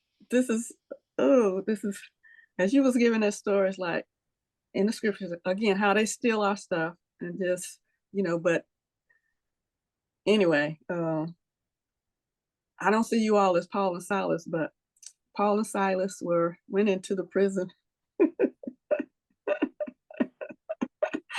And, you're causing change to fall off, because of the praise. And the praise is not how they describe it. It's just in you. It's just on you. It's that the light of the Most High. And like you said, when you came out, the lady came out with you and y'all continued your conversation, and other people came. you know, how they described it in our Bibles, like, you know, the angels and Paul, and they were singing, and it's like, okay, giving praise. And so when they came out, they didn't really know how they was coming out, you know. The chains just fell off, and then they found themselves on the outside of the prison. But anyway, just, yeah, this is, again, Most High is awesome, and his people are awesome. And when we just live life before him, yeah, it just, oh, wow. I And just like you said, it's heavy. That spirit is still there. And here's a picture of the entrance in the Apartheid Museum. Wow. So I hope you can see the signs. They make it look like the way life was back then. So, and there's a lot on the external side of the museum and also inside. But like I said, we thought we'd be in and out in an hour or so. We were there for 4 hours, probably a little bit over. Wow. You know, it's, if you ever get a chance, go there. Start there, actually. Start there, then you'll understand what our brothers went through, our brothers and sisters went through. All right, I think we'll stay for another, what, 5-10 minutes? Yeah, 5-10 minutes. But there's a lot, I mean, the white people really did a lot of bad things here. I don't know, it's like, it's just a replica of Hitler in a way. Yep. And there's so much similar tactic used in what happened to us in the US, or our forefathers in the US, as well as what happened to our people in the land in Africa, and also, you know, Palestine. And what's going on in Palestine. I mean, you talk about the names, you know, forcing the language, their languages on the people, you know. The restrictive movement. Restricting the movement, forced labor, you know, horrible conditions, you know, that they're living in. I mean, it's like a replica. We're talking of, in fact, for me, it was so overwhelming because I had the privilege of being in the US, and you guys have educated me a little bit about what went on there, and I've read a little bit. But when you see the exact same, you know, tactics being used, you know, you are just like, oh my goodness, you know. I mean, people being controlled, not being allowed to vote. So there's also another place we visited called the Hector Peterson Museum. In 1976, the Dutch, these are the ones who are called Boers, right? Like that sausage that we eat, Boer Wars, right?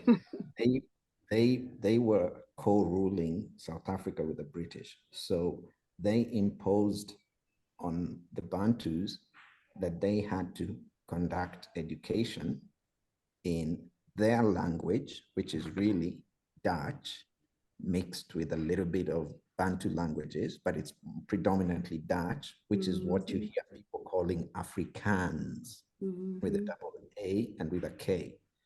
And this is the idea of eradicating your language. It's like military strategy. The first thing you do is destroy the communication lines. And so the Bantus organized, especially the students, they organized a protest, peaceful protest. And they said, no, we ain't gonna learn in Afrikaans. And the government deployed military. I mean, there's pictures of white soldiers in military regalia. It wasn't the police. And there's pictures of students in uniform. And they shot a 13-year-old called Hector Peterson. And this is a famous picture you will see if you Google it. So Hector Peterson is being carried. Brother Nick will type the name in the chat if you want to look it up later. But Hector Peterson was picked up just by a stranger when they noticed that this 13-year-old has been shot. And the picture that is famous is of this other guy called Mbuyisa, somebody, I forget his last name. He's carrying this child who's dead. And so this museum we went to later on is in honor of Hector Peterson, but the museum talks about that whole event and how even students were joining in the protest against the colonial masters, right? And the guy who was carrying Hector Peterson, it was too much for him. So he fled. I think the authorities were trying to get him, right? So he fled because they published that picture and the story, and it went global. And so many nations around the world started condemning what was happening in South Africa. I mean, just imagine that was one photo by one journalist. Now imagine the power we have with all this social media, right? They just had, back then in the 70s, only journalists could take a picture and get it published. But anyway, so that went around the world, and the world was condemning what was happening in South Africa. And the world started supporting. This was in June 16th, 1976. Same street. Same street. Same street as Vilakazi, okay? Same street. Well, that's why in Palestine, they killed most of the reporters and their families. Yes. Yeah. And that's what they did, because for days after the day of the protest, they went shooting and killing. And yeah, you got more than 200 people, kids. Yeah, there's a memorial. Took some videos. Maybe we'll do a different session just on these different places, but there's hundreds of students who were killed, shot, But I think part of the memorial. Go ahead.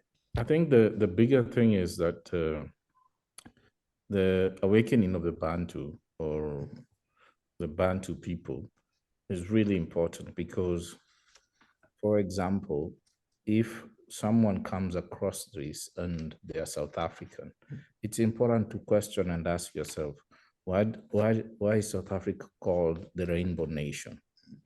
Right? Things like that. Why do you have all these biblical names around here? Why is Johannesburg the city of gold? That's the real name. Isolele is Johannesburg, the city of gold. Why do you have Mamre in Cape Town, where they buried Abraham, Isaac, Jacob, and all these testaments we are reading? They took the bones and took them there to Mamre. Why do we have these colonizers, this Dutch and the British, coming to South Africa, restricting movement for the Black people? Then at the same time, you have another state being brought or put together somewhere else, and all these places are out of bounds to the Black people. You've taken up their land, you've taken their resources, you segregated them, you pushed them into poverty, and you gotta ask yourself questions. Why was this happening? Yes, it's a fulfillment of the scripture, but who are you? Yes. Yes. One of the things that I mentioned about the book of Dan is he tells, I don't know if I mentioned it, but in chapter 2, he tells his sons or his family to keep the commandments, which we have seen repeated from Adam to Noah and now the patriarchs. And we found that to be very helpful when we asked, when we were explaining who are the true Israelites or Isolele, we would say, who was enslaved? And for those who were taken far away, who was enslaved for 400 years or plus? And we would point them to the scriptures, Deuteronomy 28, and let them answer. Well, sometimes I got carried away and answered for them, but even the guys I showed you in the photo outside Nelson Mandela's house, I told you they're like street vendors and things like that. We had conversations with them. And one guy, when we asked him about the Rainbow Nation, he got goosebumps. He was going mad. I mean, I could see them. Literally. He just walked away like in disbelief, and it clicked. you know. There was another guy, and we asked him the same question about who has been enslaved. And you might see those guys as street vendors, but they're very knowledgeable. They told us only blacks have ever been enslaved. But then now they made the connection and realized they are the Bantus because they are the Israelites, you know. They have so much history as well. And now when you explain to, and whoever, if there's a South African who's gonna watch this, they explain to us. I mean, one guy told us like 15 years ago, they unearthed a burial tomb, like an Egyptian burial tomb in this part between Johannesburg and Cape Town. And we can see some guys, I think it's called Credo Mutua, having that kind of like a walking stick. Yes. And that makes sense because now you can see when Joseph was coming to bury his father Jacob, yes, right? And then when now Dan or Naphtali was being sent back to Egypt, you know, you can see that Joseph came with all the magnificence of the pharaoh's burial kind of ceremonial things to almost bury Jacob like a pharaoh. Yes, actually, Credo Mutua. I have also watched some videos of Credo Mutua, and I'm going to type that name in the chat here for those who need to see it. It's CREDOM as in Mary, UTWA for those who watch on video but not see the chat. Credo Mutua used to carry around, you'll see videos of him on YouTube. He would carry out around a scepter that looked in the shape of an ankh. It was golden. And in one of the videos, he explained that this scepter was passed down to him from his ancestors, but it was unearthed somewhere near South Africa. And it was unearthed from a grave of a prominent person, probably who was associated with Egypt. And it had all this ornaments, including that scepter, of an Egyptian royalty. Now, when you read the book of Jasher, you see how Joseph shut down Egypt in order to come up south to bury his father Jacob. Yes.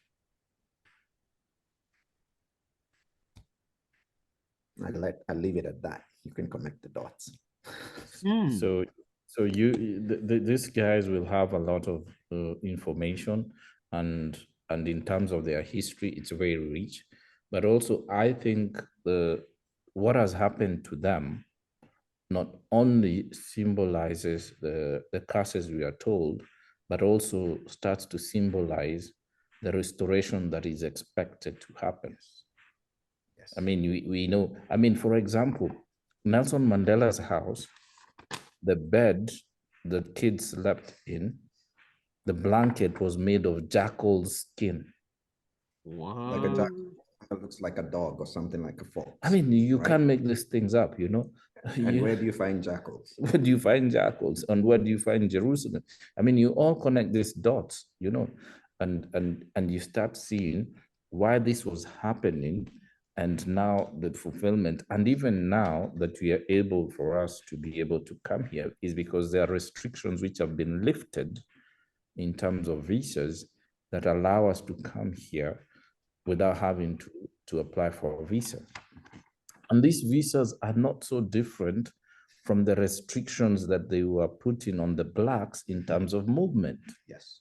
Why? Because they don't want the two sticks connected. So when the two sticks connect, you can't hide, you know, the thief will be caught with what he has stolen.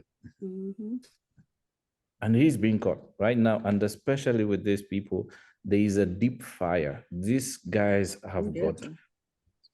I mean, they know, they sense the truth, but they're missing the connection. The connection. And we please pray for us and pray for anyone participating in this awakening to be given wisdom to help them connect the dots and to be obedient to the wisdom of the Most High. Because, like, for example, this lady, I hope she makes connection. I think her name was Ntombi. We exchanged contacts. The lady who was working at the Apartheid Museum. When we started conversing, she said, you know, I'm a Christian. But I've had some questions. There are things that do not connect, you know, and we would ask her like what, and she would tell us, you know.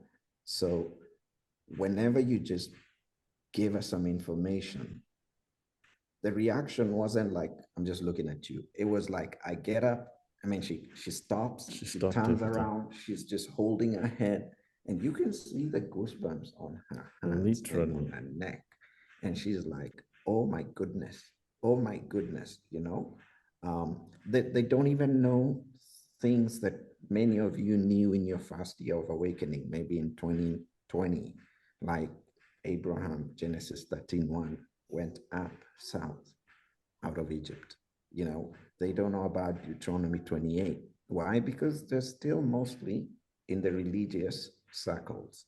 And that message is not being explained there, you know. But small things like that make them connect. She asked us, you know, I've read about the book of Genesis that there's a river in Cush, which is Ethiopia, you know, when describing the Garden of Eden. And she's always wondered, you know, Ethiopia is in Africa, you know? So why is it now that we have the Garden of Eden being told it's in elsewhere, you know, in the Middle East and stuff like that, you know? So people have those doubts, and hopefully we are the hands that will reach out. You're the hands that will reach out to them to share, you know, those little nuggets. You guys are like, you're like in PhD program, and most of our brothers and sisters have not even completed daycare. Wow. University, universe, creator. And also the thing that also things, the simple things that if you ask them questions, it's like those trick questions that prepare you mentally so that you can open your critical thinking space. Because it's, if you tell someone like silk, what does a cow drink? Someone would say milk, you know, instead of water. So once they open up that kind of critical thinking, and you ask them, for example, now, if Noah had the animals, where do you find the animals Today. You know, it's not like it just dawns on them. Why do you have a place called Good Hope? Why would you have it, you know? And where are all these animals? You don't find these animals here, there. So if they, and then someone, she asked us, so David was in Africa. David was a black man. Yes. I mean, if he's fighting lions, you don't fight lions in Australia. You don't find them. These ones are just in the zoo, which have been shipped from here. You know, you don't find zebras. You don't find, Judah was chasing after antelopes, overtaking them. Yeah. You don't find those antelopes anywhere else. You know, that critical thinking, yes, if it's opened up, then they see the rainbow nation. Oh, Noah and the rainbow, you know, and they start connecting the dots. It's amazing that they also live here, but they don't know these things. Yeah, we asked the guys in the picture that I showed you about the Rainbow Nation. They made the connection. Thank you, Tatanzambi. Then we asked them about, according to the Bible, where did Noah's Ark rest? And they couldn't remember the exact places, but we reminded them that it says the mountains of Ararat. So when we explained to them, of course, many of you I know have watched, like Mama Emma said, videos like Robert Headley, keep doing the good work. But we explained to them that the word Ararat in the concordance means the curse reversed. And then we asked them and we asked them what is the local name. I mean, Cape Town, or the area where that mountain is far away from here. It's at least 6 hours drive to where the mountains of Ararat in South Africa are, but they knew them. They actually gave us the name, which is Drakensberg Mountain. So we asked them, do they know the local name Tarara and what it means? And they said, Tarara, they're not from that tribe, but they said they know it means a place of rest. So now we explain to them that Tarara reversed is Ararat.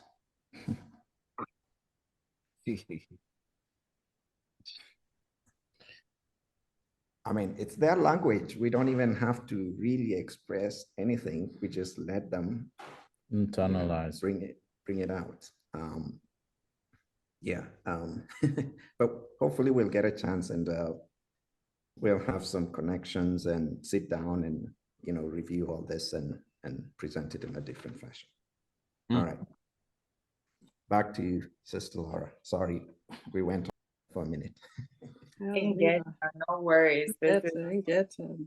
edifying and just, it's very powerful. Mama Royal, I'll let you go next. I just wanted to say a quick comment real quick about the fire. I was just looking through my little Kikongo dictionary a while back ago. And so the word for fire is, I might pronounce it wrong, but I think it's tia. And so that's how you say fire. And so to say energy, you would say engolo za tia. And so tia, when you say ya tia, that means live. So it's like, in my mind, I was thinking that the fire within us, you know, that is the fire of Tata and Zambi within us that lives. You know, this is what drives, is the light.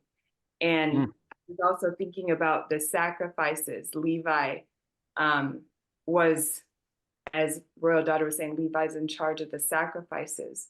Well, now with that fire in us, this is like that fire that will burn, you know, when we repent. You know, this is that fire that burns hot, you know, and cleanses us. So I just wanted to share that little tidbit that I came across, that word tia in Kikongo. So Mama Royal, time is given. Wow. I'm so excited today because I'm learning so much. You know, he was talking about the copy paste behavior of the beast. yeah. That everywhere they go, they don't have anything new. They come with the same playbook all the time. And that's how you're able to identify them. They're easy to identify because they don't have nothing new. They do the same thing everywhere they go.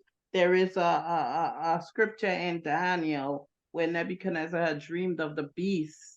And one of the beasts, he had 3 ribs in his mouth, and the scripture said, devour much flesh.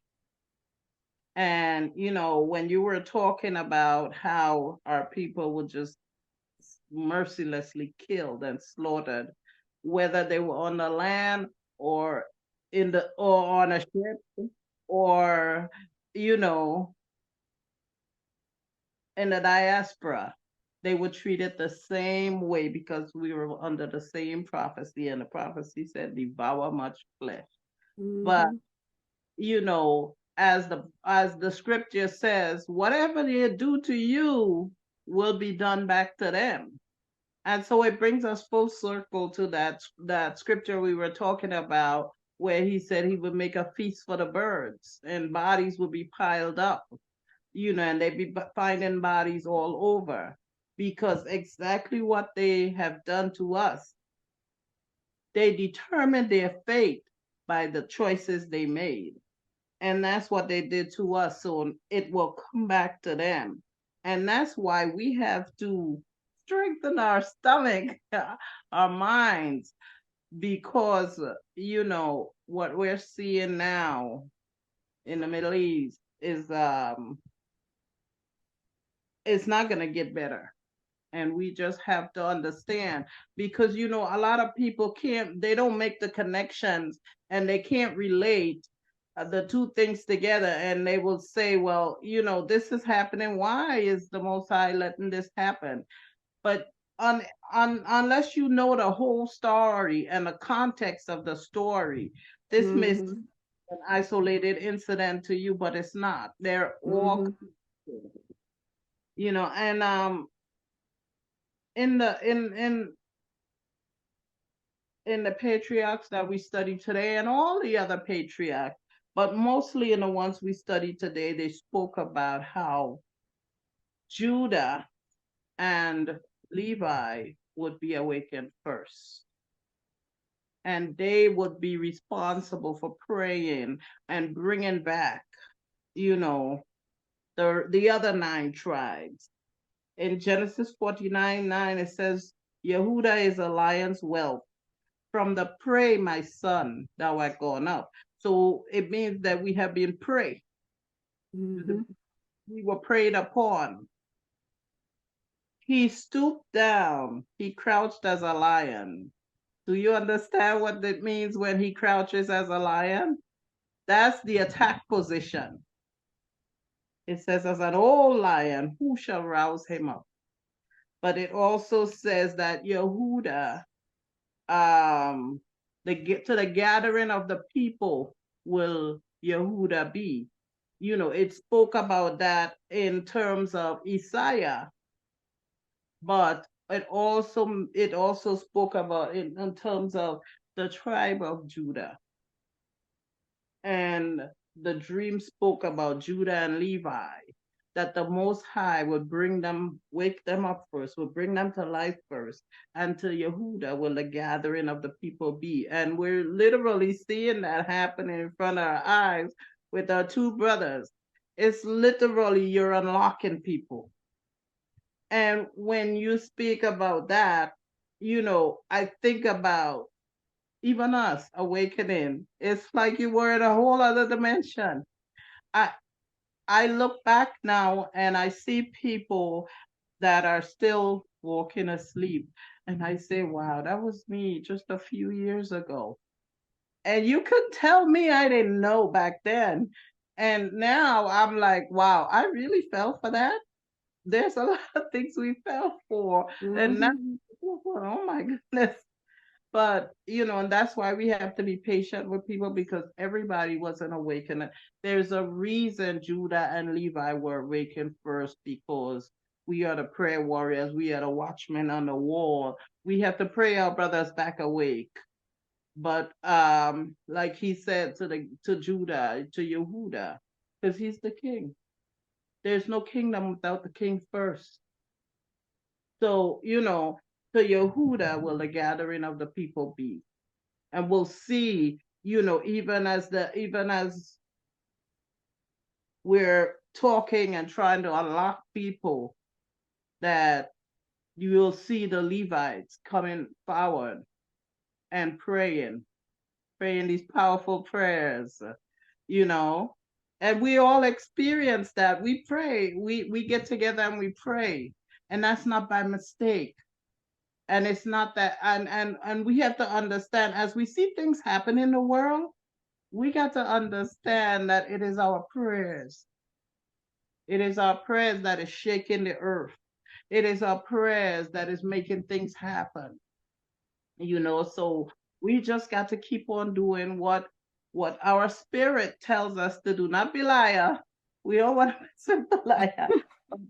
What is inner in us, that fire that's in us, is the spirit that the Most High placed in us for such a time as this. As an old lion, who shall rouse him? Only Tatanzami, only the Most High. So we really have to continue, he said, not by might, not by power, but by his spirit, to connect with his spirit and do his will. Ingeta.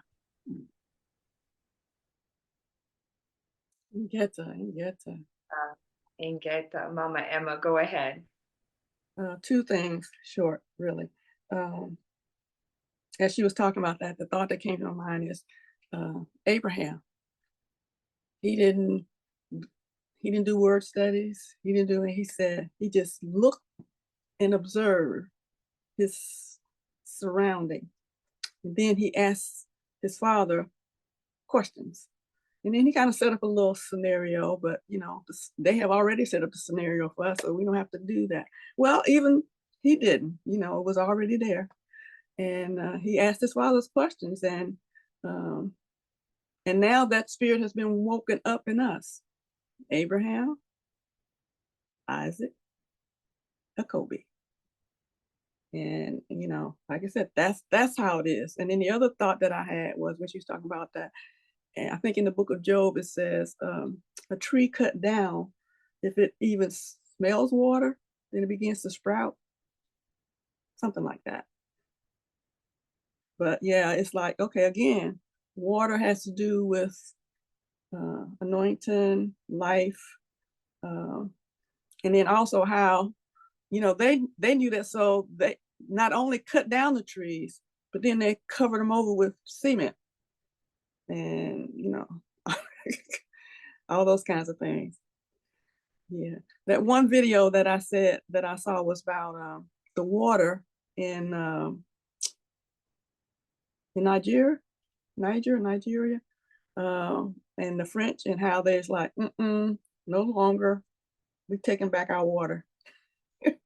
And then when they show pictures of it, it's like, those are the same kind of treatment plants that they have over here, where they pollute the water. Okay, Lake Erie I'm closest to Lake Erie. So our water supply comes from Lake Erie. And when it rains and storms, the storm system, all the pollution goes in there. You can't go to the beaches. And then they tell you our water is safe for drinking. And you remember the big thing they had about water in Michigan, Lake Michigan. So it's the same thing. And then they show us this picture of tap water that's running supposedly clean. But again, minute particles, you can't see the enemy unless you're looking at him under a microscope. But now again, the Most High is, he's clearing up all that. So those are the two thoughts that I have. It's like, oh yeah, you think we've been cut down. You think we don't have life, think we don't have light, think we don't have power. Yeah.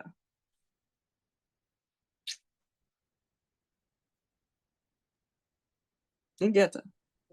Thank you, Mama Emma. So I guess we are at our closing time, but Elder Matavi and Brother Nick, I think you guys had your hand raised. So if you would like to, if you had any last comments or anything you wanted to share before we close out. All right, I'll go first, and then Brother Nick can go. So I'll share with you a quote from Nelson Rolihlahla Mandela. This was a quote from the time when they were being imprisoned in what is today called Robben Island, which may have been the island of Patmos. It says, and I think this is relevant to what we're discussing now, which is the patriarchs. So he says this about him and the other people who were in prison.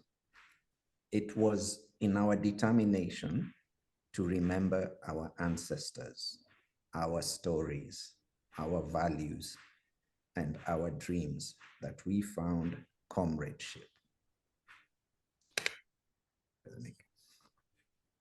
So one of the things I noticed in the Apartheid Museum was how Nelson Mandela had to dig deeper, because in the confines of prison, they were made to do work that didn't make sense, not to break them down physically, but to break them down mentally. In terms, they would just be told they were working on a mine, so not a mine, but they were taking limestones and knocking them down, they were crushing them with stone, with small sledgehammers. They used to be called the Hammer Boys. And by doing so, the stones that they crushed were not necessarily being used for anything. They were just dumped on the side. So it was an act of just killing their spirit. So in that particular instance, because he was jailed in 1962 for 27 years. So in that, he realized these people wanted to get him on the wrong side so that he could be aggravated. And in so doing, he dug deeper to himself and understood that the only way to beat this and for him to survive in prison was to act to the highest self in terms of qualities that any individual can achieve to. That is integrity, you know, Honesty. honesty, principles that we see in the kingdom. So, and by doing so, he would be living a life of dignity, regardless of his environment. And that kept his mental state positive. And one of the quotes I remember reading, and I thought just how probably I would define it is, and it said, how can someone who hates you love your God? How? There's no way. Someone who hates you can love your God. And the initial quote read, how can someone who hates you love your language? So when you think about it and just apply to what you're reading and what you're going through, it goes to show you that someone who hates you can't love your God.